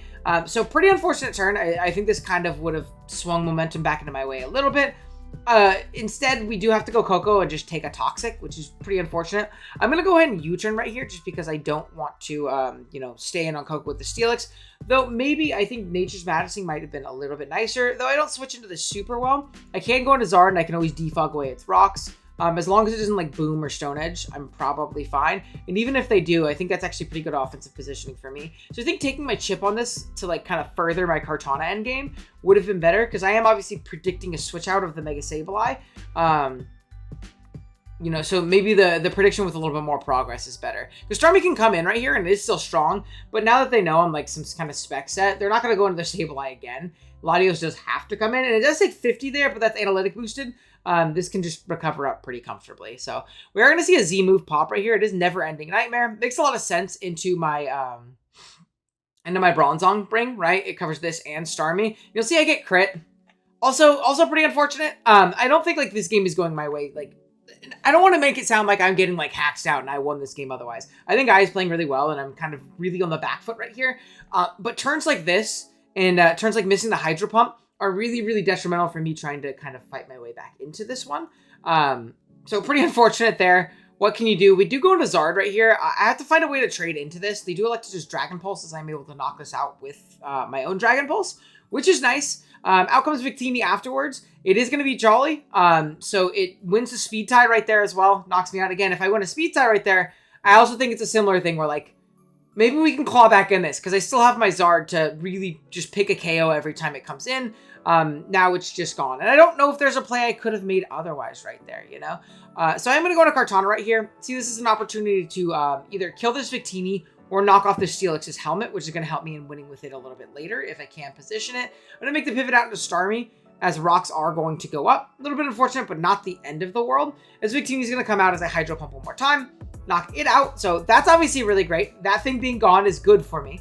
As Clefable is going to come in, and this is a bit of a tough position. I'm going to go into my Lilligant, because I can't really let my Kartana just get, like, Thunder Waved. It's really hard to make that hard cart play, as that's my way back in this game and my way of winning. And realistically, I can, right? My Z Leaf Blade is going to blow up a Landers. If I get a KO with Kartana, the game is just kind of over. So I'm going to go into my Lilligant to hopefully try and 1v1 this thing with, like, Quiver Dance and Giga Drain, things like that. Because this Pokemon can honestly win on its own, too. Quiver Dance, Giga Drain if this is unaware, Giga Drain, or if it's not unaware, Giga Drain and Giga Drain, right? So Lilligant actually looks quite strong here, but it does reveal to be Cosmic Power, which is quite unfortunate. I don't know if this thing is going to be a, what do you call it, an unaware variant or a Magic Guard variant. You'll see right here, it does click Flamethrower, does a ton of damage. I am going to Giga Drain here, and yes, that is unaware, unfortunately, because that's a Life Orb hit. So we do absolutely nothing there, and we kind of just have to throw away our team a little bit to try and do something. I'm going to go into my Kartana. Not going to be enough to KO this thing, and it's just going to blow me up with a Flamethrower, obviously. And then out comes my Starmie. Maybe Starmie first was just correct, though I don't think it mattered a ton, to be honest with you. We're going to pump here. You'll see I do take another hit right here, 49 only because it's not called Mind Boosted. I'll pump one more time. Down it goes. Landers is going to come out, though, and it is Scarf, and that is going to be wrapped. So I don't think it mattered, grand scheme. I think I would have maybe gotten one more KO if I went Starmie, then Cart. But I realistically don't think it matters at the end of the day. I think the game was sealed from there. I think I played really well and built a solid team. And obviously we got pretty unfortunate that game. Speed tie, Coco getting crit and kind of losing Miamon. Me missing a pump that would have 2-hit KO'd the Sableye, which, like, you know, potentially sets up better end games. Or just better positioning in general. Shit happens. That's life. That's Pokemon. This one was pretty upsetting. I was pretty upset after. I had to wait a little bit to record this one. I didn't do it right after. But hey, you know, it is what it is. I's a great player, and shit happens. Shit happens. We'll hopefully bounce back next time we play. I don't know who we play in week 5. We're set up to probably win the series this week. It's not guaranteed yet. We'll see. And yeah, I'll see you guys next time I play. Hopefully there's another time I play. All right, pretty unfortunate loss before. We ended up winning the week, at least, versus Trick of Eye. So that was 2 weeks ago. Week 6, I didn't start, so I didn't play that week. And we unfortunately did lose that series, 5-3. I forget who, was it Plunder? Someone. I completely forget who it was against. But regardless, here we are in week 7. We're pretty likely to make playoffs as long as we win just a few of our games. And if we win our series, we're guaranteed good to go as one of the higher seeds. And we're actually playing Scarlet and Violet this week. So out of Usum jail for now. We're 2-2 in Usum at the moment. And kind of switching it up and going on and playing some SV, but playing a very solid player in Castelia. Castelia is playing in my tournament that I'm running right now, the TGS tournament, as they've had some pretty incredible tournament results throughout the gen in SV. So we do not have a very easy matchup. Now, in a tournament like this, you're never going to have an easy matchup, but this one in particular is pretty darn scary and pretty darn brutal. Castelia is a great player. They have a really scary team here. They have like their patented Terra Heatran, but I'm more so worried about that Terra Urshifu Rapid Strike, right? Terra Electric, like Punching Glove, is so incredibly strong into our team. Combination is a Surging plus Thunder Punch is really, really powerful here. Like, incredibly powerful. And then that plus, like, you know, an Aqua Jet for a weakened Deoxys or something like that, or like a very Spreadef set that can just eat a Deoxys hit anyways, is really, really scary for me to potentially handle. So I'm very, very worried about the Urshifu in that regard. I think Terra Electric is really, really threatening. Then we have Pokemon like Terapagos, which is always very, very scary. Just, it's always like a Calm Mind boost away from winning. We have Pokemon like Garchomp right here, which are always going to be very threatening into ground versus Virizion. Obviously, we have Pokemon like Zapdos and, you know, I guess Florges. Yeah, I guess Zapdos. And if we wanted to go a Fat Great Test, you could probably check it a little bit better. But it's also very scary. And then obviously Pokemon like Weavile and things like that. Lots of big threats. Mesprit is like kind of the glue piece to this team, is also going to be very annoying. Not too worried about Sceptile and Vileplume. We'll talk a little bit more as we kind of start off this build. So basically, our idea with this build is fight spam. You see, we are triple choice, double choice band Virizion plus a choice scarf Great Tusk. The idea is Pokemon like Mesprit really like don't have a lot of staying power versus my team. So if I can overwhelm them with like CB, Terra Fighting Close Combat, or just like a Mega Horn from Great Tusk, if I can catch them once, Choice Scarf Close Combat is so strong into this battle, especially in conjunction with Toxic Spikes. Now, I know there's a Vileplume on the other side, right? And that should kind of deter me from wanting to set up T-Spikes, but I really don't expect Vileplume. I don't think it has like a designated job this game, unless they really end up struggling with T-Spikes in particular, like really end up struggling with T-Spikes in particular. I don't think Vileplume does much for them, outside of maybe be a fighting resist, but it's not like it really, you know, handles a lot of the rest of our team. Dio smokes it, Zapdos smokes it, Weavile smokes it, Toxapex sits there forever. And then like Goldango obviously demolishes it. And then depending on the Terra Virizion set, it can also demolish it. So all things to keep in mind, I'm not super expecting Vileplume. I think the combination of Tarop, Chomp, Weavile, Mesprit, Urshifu, and Heatran are just much more likely. Now, do we lose if they just don't bring it on the Vileplume? No, I don't necessarily think so. But it's just something to keep in mind. So we do have a Mental Herb lead Toxapex. The reason we're Mental Herb is I want to prevent any type of taunt shenanigans from Pokemon like Heatran on lead, and I want to guarantee get up my T-Spikes. We're Toxic T-Spikes to really punish any kind of setup. Pokemon like Terapagos, if they want to lead too, it can kind of like spin on me pretty freely as I set up the T-Spike, and then I do nothing, right? So if I am Toxic Spikes and then I click a Toxic on the Rapid Spin the next turn, I can kind of spam T-Spikes until I decide I want to go down. Or if I want to go into my Goldango on a Rapid Spin or something of the sorts, right? Speaking of, Goldango is obviously a very, very solid Rapid Spin blocker in this battle, but it's also very strong with Terra Fairy. With Max Fizdef, once we Terra Fairy, it's very difficult for the opposing team to beat this, especially with T-Spike up. We might not do the most damage at +2 because we're only Dazzling Flame Shadow Ball, no Make It Rain in this game, but it's really, really difficult for my opponent to break through this Pokemon if their whole team is poisoned. Now, Heatran is a little bit of a thorn in this set's side, but if we can eliminate the Heatran, I think this Goldango is a really solid win con. We obviously mentioned the Terra Fighting Virizion. It isn't forced to Terra in this game. In fact, more often I am Terra Fairying my Goldango. But if I do need that extra oomph to just like Oko a Garchomp or get a little bit extra power on that like Tech Vacuum Wave we have for Weavile, the option is there. It is very, very strong in this matchup, I think. So its natural spread F is also good at like pivoting to Terapagos if we really, really need to. Then we have CB Weavile. Really strong Pokemon in this battle. Again, with T-Spike up in particular, I think it's really strong. Or with the Urshifu already Terra'd, it's very, very strong. Even if the Urshifu doesn't Terra, right? If we get T-Spike up, it takes a CB knockoff. It's at like 40% after poison, right? So it's not like it ever switches in again. And the CB Ice Shard is also really nice for Pokemon like Garchomp. We can Terapagos, things like that. So that's obviously great. We have our Scarf Tusk, kind of like the endgame cleaner and revenge killer of this build. Headlong Close Combat, Spinner Mega Horn. Pretty simple. Mega Horn is just for like a nuke on Mesprit. It's just stronger than Knockoff in this game because Knockoff doesn't really cover anything else and isn't super applicable and clickable, I don't think, into this team. And then we have Deoxys, which is going to be like a Spadef, like Calm Mind Pain Split variant. This set is here to basically Calm Mind up and beat any kind of Terapagos, Pain Split, potentially taking rid of its shell. Also chipping down Heatran a ton when we are setting up. The combination of Focus Blast and Psyshock does hit everything super effectively or neutrally. So that combination of moves is obviously very strong as well. And yeah, that being said, let's jump into it.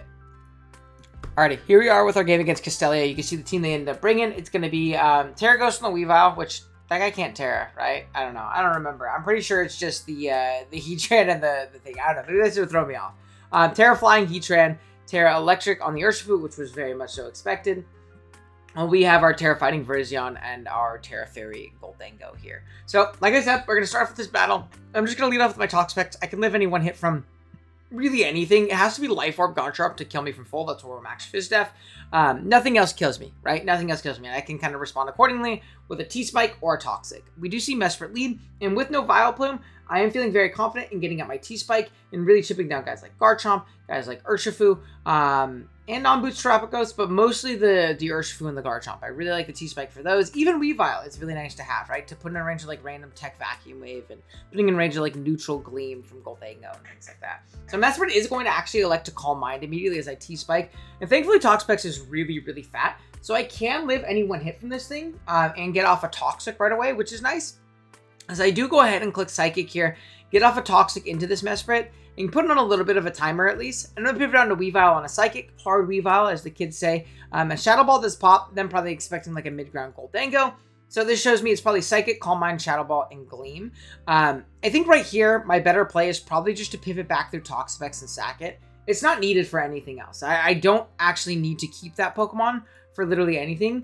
And having my Weavile here would have been really great, as you're going to see. Because I am going to click Knockoff, assuming I just KO. It is going to be a Colbur variant, unfortunately, and is going to live and get a really nice trade into getting like 80% off of my Toxapex. And also KOing my Weavile, which is really strong with T-Spike, and kind of the whole reason I really wanted T-Spike up in the first place.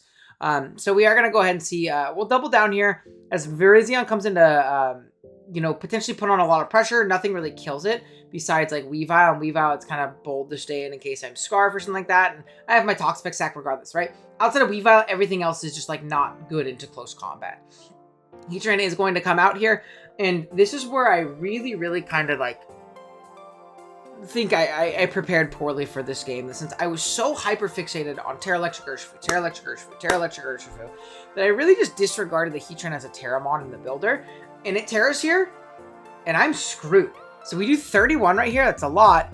Stealth Rock do end up going up, but oh shit, how do I kill this Pokemon? I do pivot out here, and I'm going to sack off my Toxapex to a Magma Storm. If they don't have Earth Power in the miss, I might get a little bit of chip off with an Ice Beam. Unfortunately, they don't.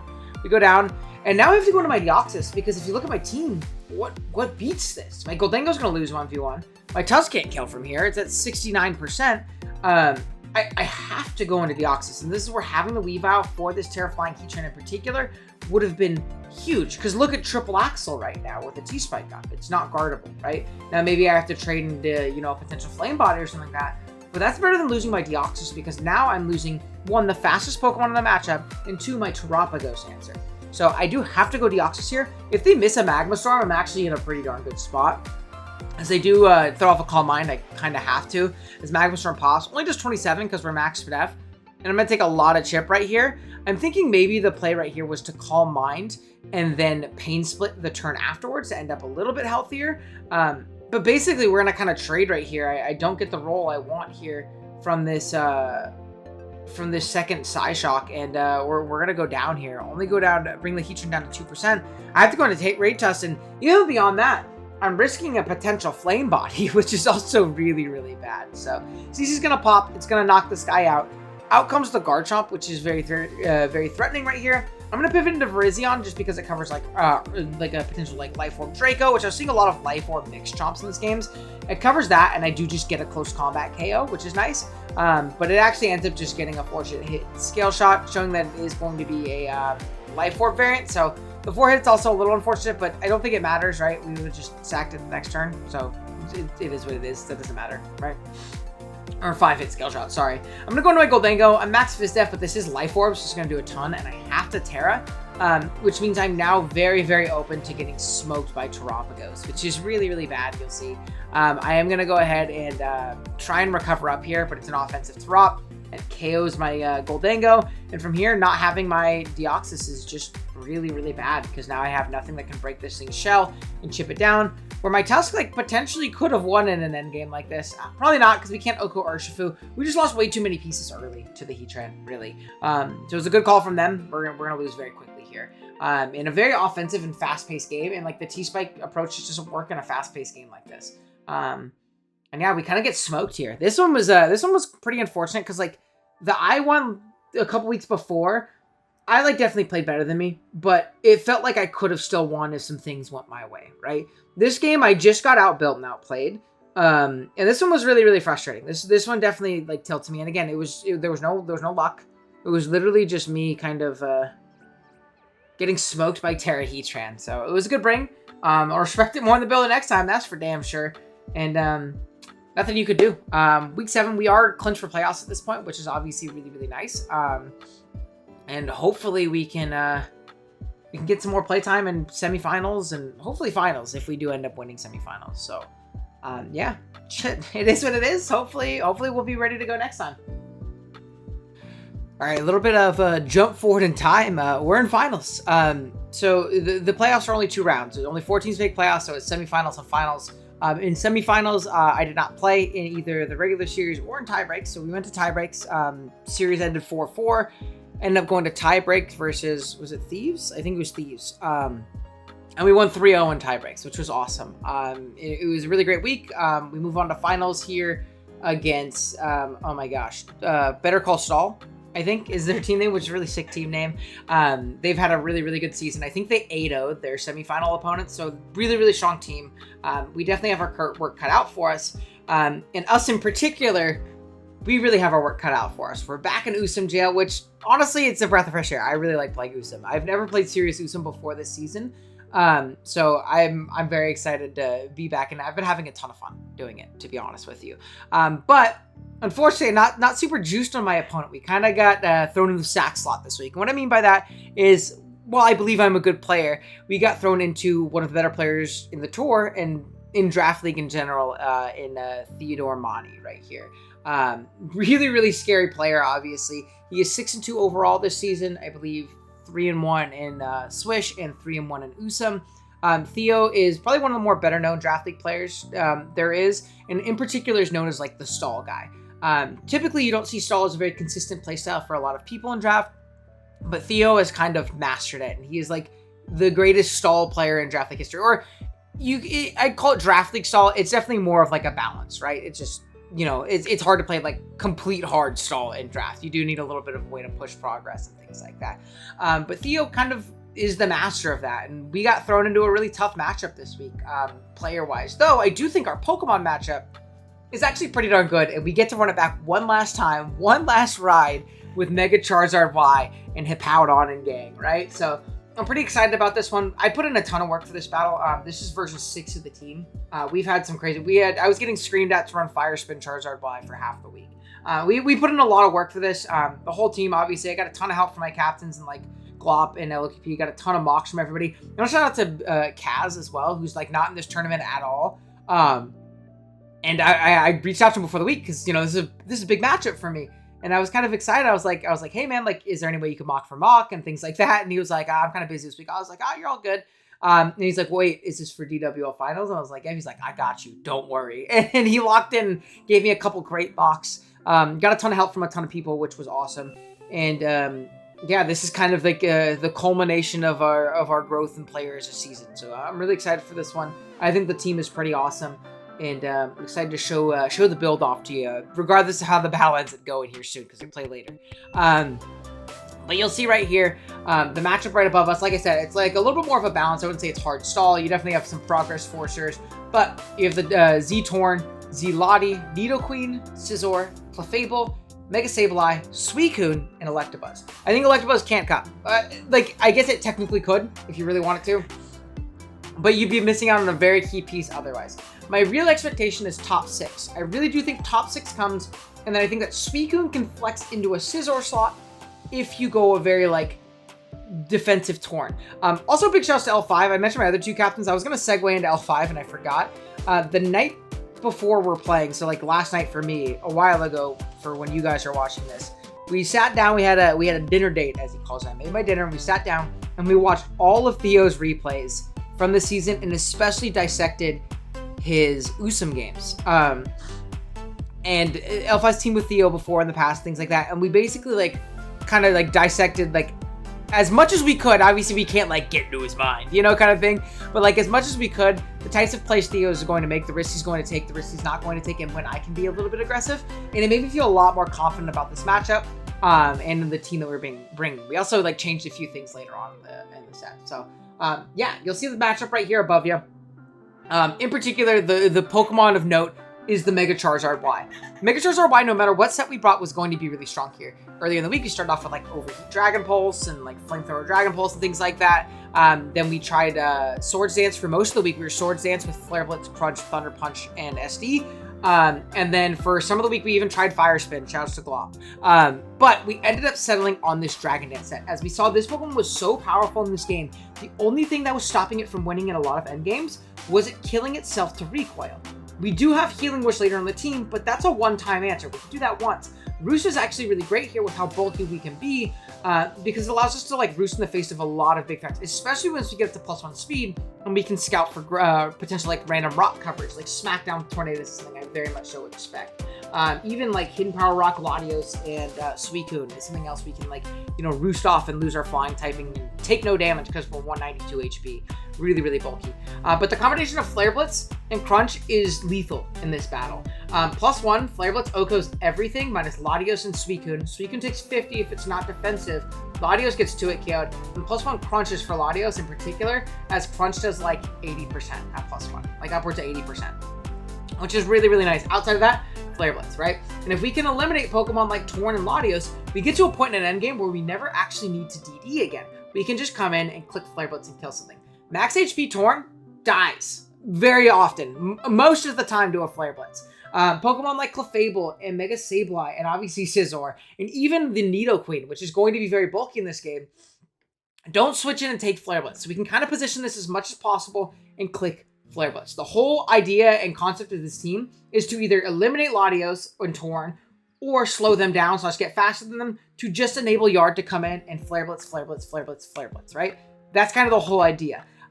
You'll see next is our Tapu Koko, which is actually going to be a lead in this game. Typically in like Nidoqueen matchups, you'll see very defensive Kokos with like Nature's Natus, U-Turn, things like that.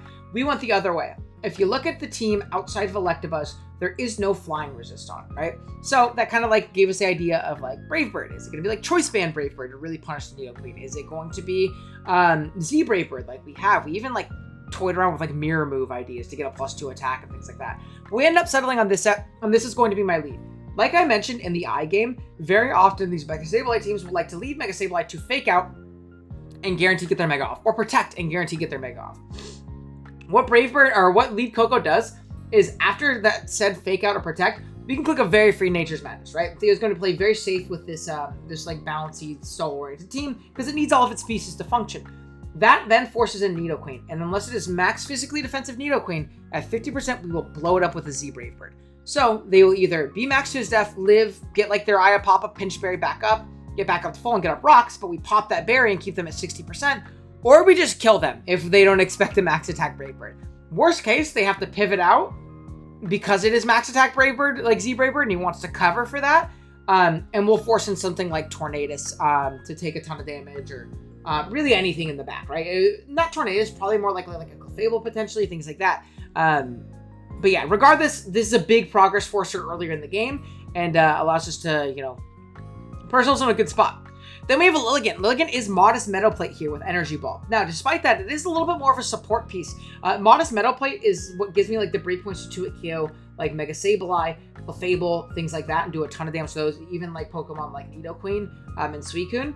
But really, this Pokemon is here to be a big support piece under the sun. And even outside of the sun, we're going to outspeed most of Theo's team, realistically.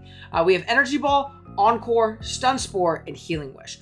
Encore is for a Pokemon like Suicune. Once we took off Thunder Punch off of the Mega Charizard Y, we realized that we were a little bit weaker to Calm Mind Suicune. Don't necessarily super expect that, but I wanted to have an answer to it. And it also covers Pokemon like Clefable. I can Encore Stun Lock that guy into setup or recovery, which is nice. We have Stun Spore, mostly to catch the Latios and the Torn. If I get in for free on something like a Suicune, on something like a Weakened Sableye, something like even a Nidoqueen, right? Because they don't want to take Chip and just put themselves in range to just lose to the Koko, which Max Attack Wild Charge is really strong once the Nidoqueen is gone. I kind of forgot to mention that. We can click Stun Spore on a switch, and if we can slow down, in particular the Tornadus, it really, really opens up our endgame. So, and then we obviously have Healing Wish in our last slot to get another Charizard. That's basically it. Now, there are instances maybe we want to get Koko back, maybe we want to get Cart back, things like that. Most of the time, it's get another Charizard without having to take a turn to race, right? So, yeah, that's going to be Lilligant, really strong Pokemon in this matchup. We have Choice Band Kartana, and this is kind of a main, like, benefactor of us slowing down the Torn. If we can click Stun Spore on the Torn and we get one knockoff into Scizor, this Pokemon becomes very difficult to deal with. Because either they go into their Scizor and are forced into a recovery turn after our knockoff, and I get a free Charizard and a free Flare Blitz or a free Dragon Dance, or they don't, they U-turn, and then everything's in 2-hit KO range of Kartana at that point. Choice Band Smart Strike, the kind of like breakpoint we need to get things to is 50% on Scizor. If we can get Scizor to 50% and keep it there, Smart Strike is 25% min to max defense Scizor. we can really start doing some crazy damage to the opposing team once we start, like, really breaking through and clicking Smart Strike and KOing things. Pokemon like Tornadus will just die to a +1 Smart Strike. It'll live a Banded Smart Strike from full, but if we can weaken that guy, or if we get like a +1 boost that's paired, really there's not much that takes on Smart Strike plus Leaf Blade. There just isn't. So it's either a free entry point for Zard, or it's Kartana setting itself up for later in the game. Then we have a Hippowdon. Once again, Hippowdon rocking with a more offensive set, kind of like our Assault Vest variant that we ran against Slick, like 5 weeks ago at this point, whatever it was, in our third battle. We are rocking with Earthquake, Stone Edge, Substitute, and Slack Off. This Pokemon really benefits Charizard, kind of eliminating the Latios. And you'll see this team is kind of built in the sense of, like, once we can use one of our Pokemon to eliminate one of Theo's pieces, it hopefully opens up the end game for the rest of our team, or really opens up other Pokemon in our team. Again, like the Latios being removed really opens up Hippowdon and Kartana and things like that. The Latios or the Torn being slowed down really opens up our Charizard, things like that. So this Pokemon, once the Latios is gone, the combination of Earthquake, and Stone Edge is just unguardable. A Max Attack Adamant, we are sub to really take advantage of Sableye. Our HP allows us to not be broken by Nightshade. We don't have to worry about status. And if we can pop a sub on a Sableye and just start throwing off Earthquakes, it's ridiculously strong. This is also a great progress forcer into Suicune, as it might be the only Pokemon that can take a hit from Hippowdon. And if that's the case, we weaken it for our Charizard that actually does not have coverage for the Suicune. So I really like this Hippowdon a lot. It's pretty awesome. I think it's a really strong Pokemon here. It really bullies that Clefable Sableye core once again, like we saw in the other game against I, where that was kind of the idea, where we went Curse instead. I really like this sub variant instead, because it allows us to get like the power of Earthplate, but still avoid status from Sableye, which is what Lum was for before. And then we have our Hydreigon. Hydra here is just Dark Pulse, T-Wave, Defog, and Roost. This is going to be our main Nidoqueen answer. With Zard, we need something to defog away rocks, like always. I don't quite expect it to be Rock's Clef. If it is, it's a little bit tougher for us to keep rocks away, I'm not going to lie to you. But regardless, it is going to be, kind of our main Nidoqueen switch, and we can switch in, take defensive Ice Beams very comfortably, roost off any damage, defog away any rocks. It's also another Thunder Wave mon, right? Slowing down guys like Clef isn't like necessarily important, but make it to where it can't move 30% of the time, or whatever pair odds are, is really clutch. And if a Pokemon like Assault Vest Tornadus wants to come in because Clefable is weakened and they don't want to risk it, or they don't know my coverage, or they don't know if I'm like Life Orb or something like that, because we were Life Orb for a good portion of the week, we can Thunder Wave that Pokemon, slow it down, and then we have our Habanberry to allow us to pivot in and answer Lottie once, and again, Thunder Wave it. Thunder Wave. It's not necessarily like I hope I get Paris Thunder Wave. It slows shit down for Kartana and Charizard to just punch a hole through Theo's team.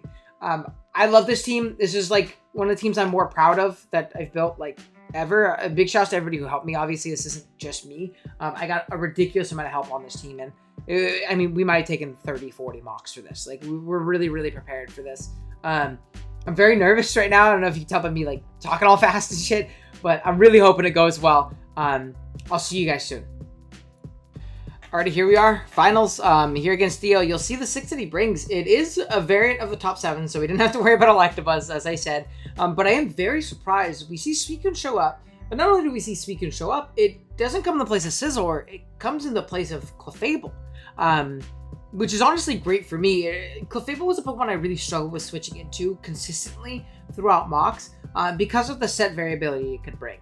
I saw a lot of Thunder Wave, right? Which is obviously very annoying. A lot of Thunder Wave, like Wish Protect, Moonblast, like unaware shenanigans, which was pretty obnoxious for me to deal with because it could always take one hit from everything, and like T-Wave, which was really obnoxious. I saw a lot of Trick Scarf, which was really punishing my Hippo brings. So that obviously wasn't great. And then I even saw a lot of Life Orb, right? Life Orb Magic Guard, just being very difficult for my team to switch into. My Fairy Resist and like Charizard doesn't want to take the hit here because it needs to like not die to everything else, and it needs to like save health for like the recoil chip it's going to take, or its opportunity to Dragon Dance or something like that.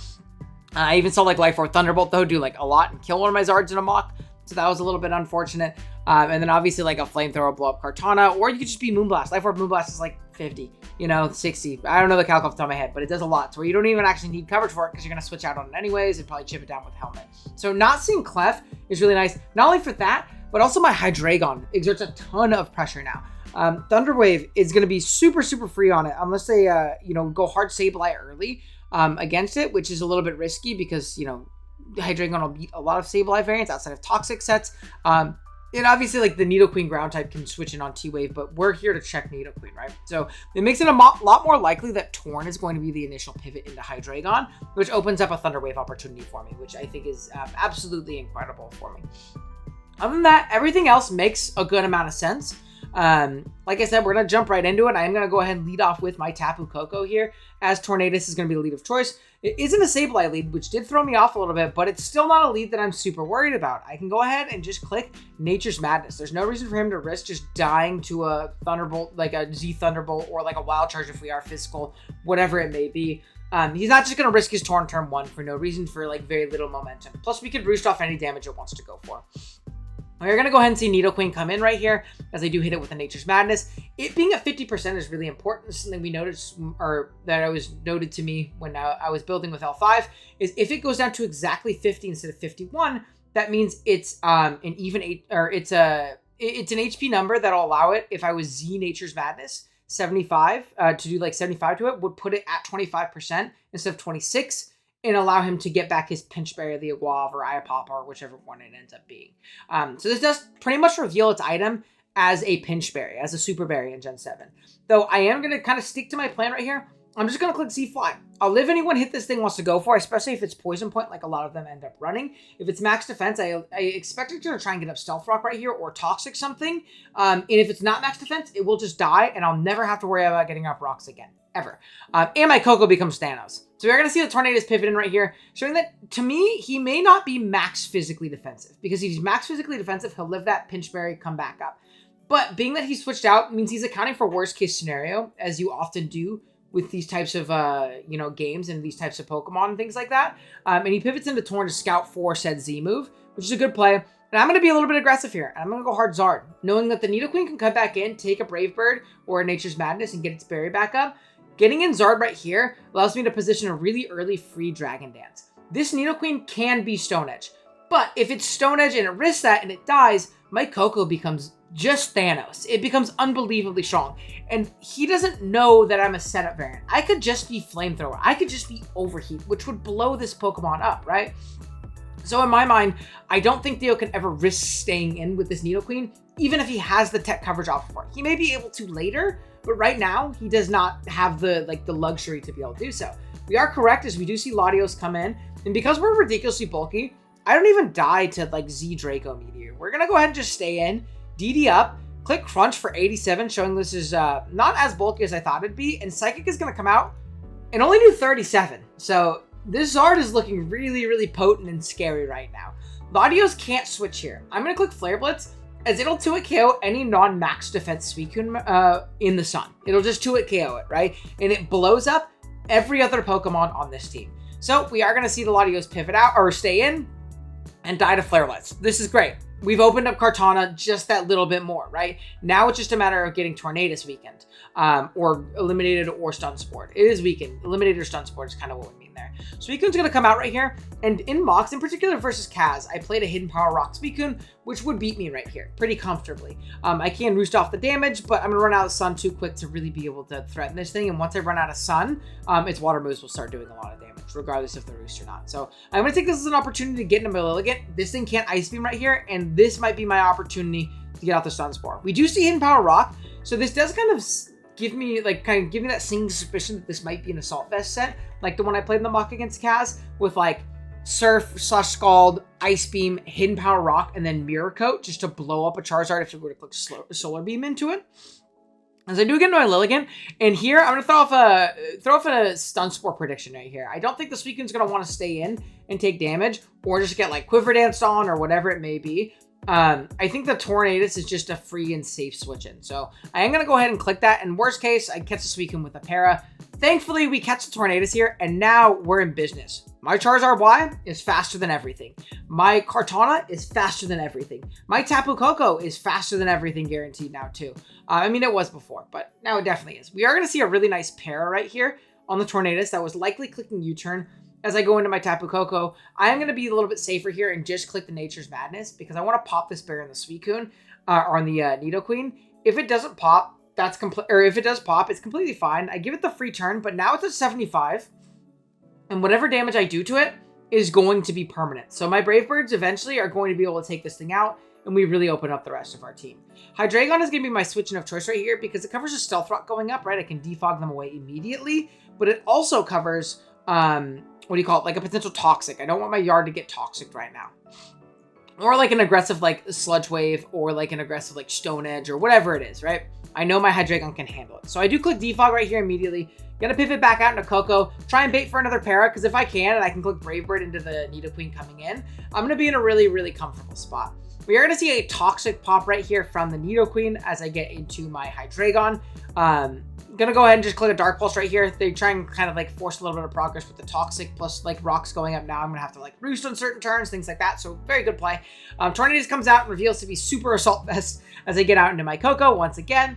It is gonna go ahead and just get U-turned on. Nidoqueen comes back out again, and we're gonna kind of repeat the cycle over and over again. I go into my Hydreigon and I can once again defog as Theo elects to go into Scizor. I'm not quite sure why he broke the cycle. I think he was like kind of going to like win the war of attrition here with rocks, or at least going to get a KO as I sacked my Hydreigon to prevent rocks one last time or something of the sort, right?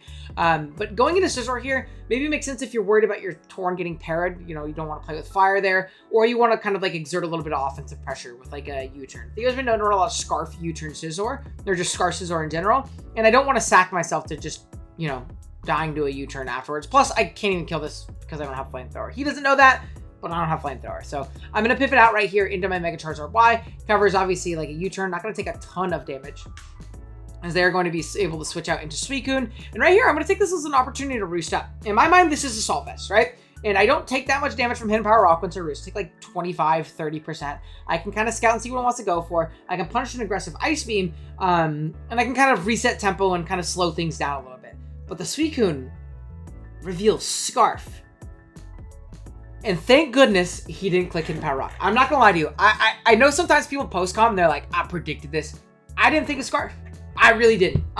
This is a really cool bring, and the night before when we were building this, L5 had actually like completely called this build to a T outside of the Suicune. Every other mon has been a set that I expected so far. Via L5 building a team from Theo's perspective and being like, this is what it'll bring. The last thing he said, though, was there will be a tech that I won't know and that you're just going to have to adjust to when it happens. This is that tech. I was not ready for the Surprise Scarf Suicune. He was max special attack. That Hidden Power Rock does kill me because he's max special attack. If he was no special attack, I didn't die. But he is max special attack based on the Ice Beam damage and the Hidden Power Rock damage on the Ligand earlier. I would have just lost his Zard, and this game is very, very different from this point if I do lose my Charizard immediately. So he clicks Ice Beam right here, reveals Choice Scarf. But this is good for me because I clicked Roost. I'm very healthy. Oh no, what do you do? I'm going to click Flare Blitz right here. I could Dragon Dance. I could try and Roost again on another Ice Beam. But realistically, there's no reason for him to stay in. If he does stay in, he's going to take like 40% because he's offensive from a Flare Blitz. And if he switches into anything, any other Pokemon, they are dead to a Flare Blitz. They are completely dead to a Flare Blitz. So I'm going to do it. We're going to go ahead and Roost up. He is going to switch out into the Unmega Sableye, and there's no universe where that guy is living. It goes down immediately. Out comes Nidoqueen next, and this is a little bit of an aggressive call. I think that if he stays in, he's just going to try and get up rocks, maybe Toxic me, whatever it might be. One, if I get damage on this, my Coco is just absolutely Thanos. Two, I don't think this is max defense. I think he maybe thinks he lives because I might be Jolly or something of the sort. But we're Adamant Charizard. This does 80% min to like max HP. I'm going to take the chance and see if I can get a KO on this thing. Regardless, it's unhealable chip, right? So I'm going to go ahead and just click Flare Blitz. Kill that guy from 75%, by the way. Mega Charizard Y from 75. And it goes down. Look at my Coco. My Zard is weakened. But look at my Coco right now, man. It's absolutely ridiculously powerful here. I know this is Scarf now, and I'm just going to like to sack off my Hydreigon to another Ice Beam, just because this guy's job is done. It doesn't beat Torn, it doesn't beat Scizor outside of Thunder Waving it. It could Thunder Wave the Suicune, and it's a Water Resist, but that's fine. I have a Water Resist in Lilligant still. So I'm going to sack it off. It's basically useless. And this is just a KO now. There's nothing that really switches into this Tapu Koko here, as Scizor is going to come in. I'm going to click Wild Charge and do 90% on a crit. Obviously, the crit is pretty fortunate. And not the end of but we would have 2 KO'd anyways. We would have done 60. I'm going to make a switch out here, despite being able to take the KO, because I want to keep health on Tapu Koko so I can live in Ice Beam, as well as the fact that I don't want to like die to like crit Bullet Punch. Like, I don't know. There's no reason to take extra damage where I know my Kartana can come in, and if he doesn't roost right here, I'm going to be in a really good spot. And I really don't expect to roost. I think a Bullet Punch has to come out to get some extra chip on that Tapu Koko to hopefully set up your Suicune. We do take that Bullet Punch really well. I'm going to click Smart Strike into Tornadus, who takes 85 because we're Choice Band. And yes, you can go into your Suicune, but that's offensive Suicune, right? I'm not super worried about you coming in and taking a hit with it because it's permanent damage. It puts you in guaranteed range of Lilligant and really everything. And now you're definitely dead to Leaf. I mean, it was dead to Leaf Blade anyways, but there's no reason to like kind of dance around and double here when I don't need to. And I either kill the Scizor, kill the Torn, or do 33% on a resisted hit to Suicune. Which is crazy damage, by the way, even if it is offensive.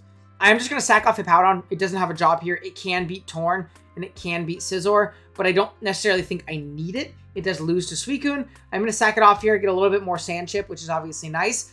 And then from here, we're going to get onto our Tapu Koko, and because it locked Ice Beam instead of Surf, I can go ahead and just roost on up. As I do get a roost off, Torn comes out on a potential sack, and I'm just going to go ahead and click a Wild Charge. Down it goes. Bang, 42. And from here, there's just not much the opponent can go for. Scizor's going to come out. It's going to be able to get off a big Bullet Punch right here, and it will put me in range of Suicune. But regardless, we're good to go. There's not much that Suicune can win to guarantee win this game. It's going to have to lock Ice Beam, and I have two potential outs. First is going to be going into my Zard, stacking it, going to Lilligant, killing with E-Ball. Even then, if that doesn't kill or randomly, it's faster because I was aggressive with my Creeps, which I don't think is actually physically possible. Kartana also still lives in Ice Beam from here, so we have to avoid crit or freeze. We're going to go into Zard. Rest easy, soldier. You did your job. And we're going to go into Lilligant, and Lilligant's going to get our last KO of the season. Kind of pulling off a crazy upset. Again, I've kind of glazed Theo a little bit, and I don't want it to sound like I'm doing it just because I won, but Theo is like a really, really good player. Definitely like this is the matchup they saw, and this is like no shade to like them or anybody. We do the same thing with our matchups, but you kind of have one of your better players into the other team's like one of their worst players. Like, oh cool, sack slot, we win that game. Awesome, we can count that as a win. So this is a really, really big win for us right now, especially because we lost game 1 of the series. So going into game 2 going out of game 2 with a win and bringing it even in a game that realistically, I don't think a single person thought I was going to win. Maybe some guys on our team is really big. And honestly, it's a really big confidence builder for me. So that's great. It's awesome. Right now, series is 1-1. I'll be back to talk to you guys about how it goes and kind of give you a recap on the season. Alrighty, here we are. Finals is over, and unfortunately, it is the end of our run. I mean, it was going to be the end of our run regardless, but unfortunately, our run did not end in a victory, and I don't get a cool custom avatar, which I really, really wanted. But it happens. This was a great series. We ended up losing 5-3. A lot of really, really close games as well. Just didn't end up going our way. We lost in game 8, which would have forced a potential tiebreak. And I don't think I would have played in tiebreak, so it would have just been a week of me going, ooh, and mocking people. But unfortunately, we do end up losing in the series itself, 5-3 to Flexappeal. Big congrats to them. Jay Scurf, like, obviously very, very solid captain. I forget who their other captains are. Who else is a captain on that team? Oh my gosh, I'm very dumb. Let's see rosters. Give them their flowers. They won. Oh, so it was Jay Scurf, Theo, and 100p. I didn't know that they're also the captains too.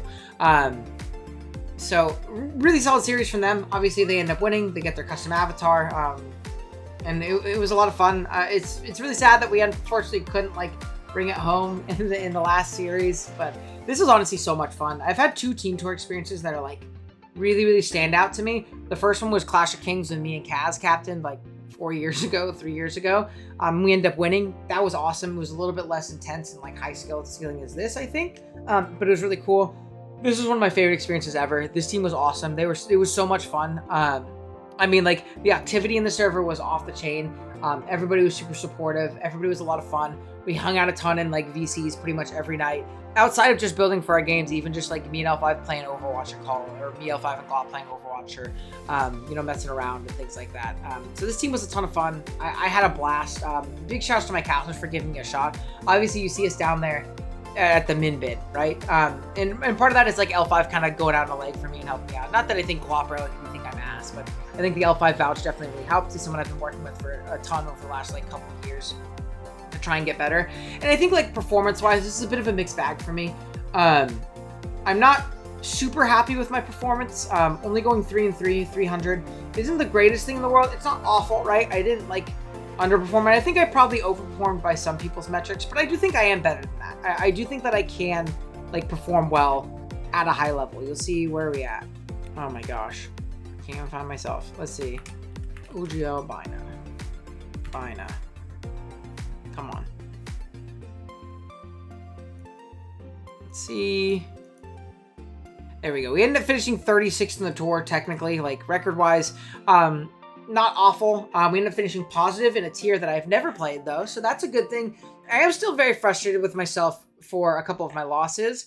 I think my loss against Slick was like completely self-inflicted. I could have definitely played that game much, much better and seen the end game lines a lot better. Yeah, I won. I think I just kind of got outbuilt and outplayed.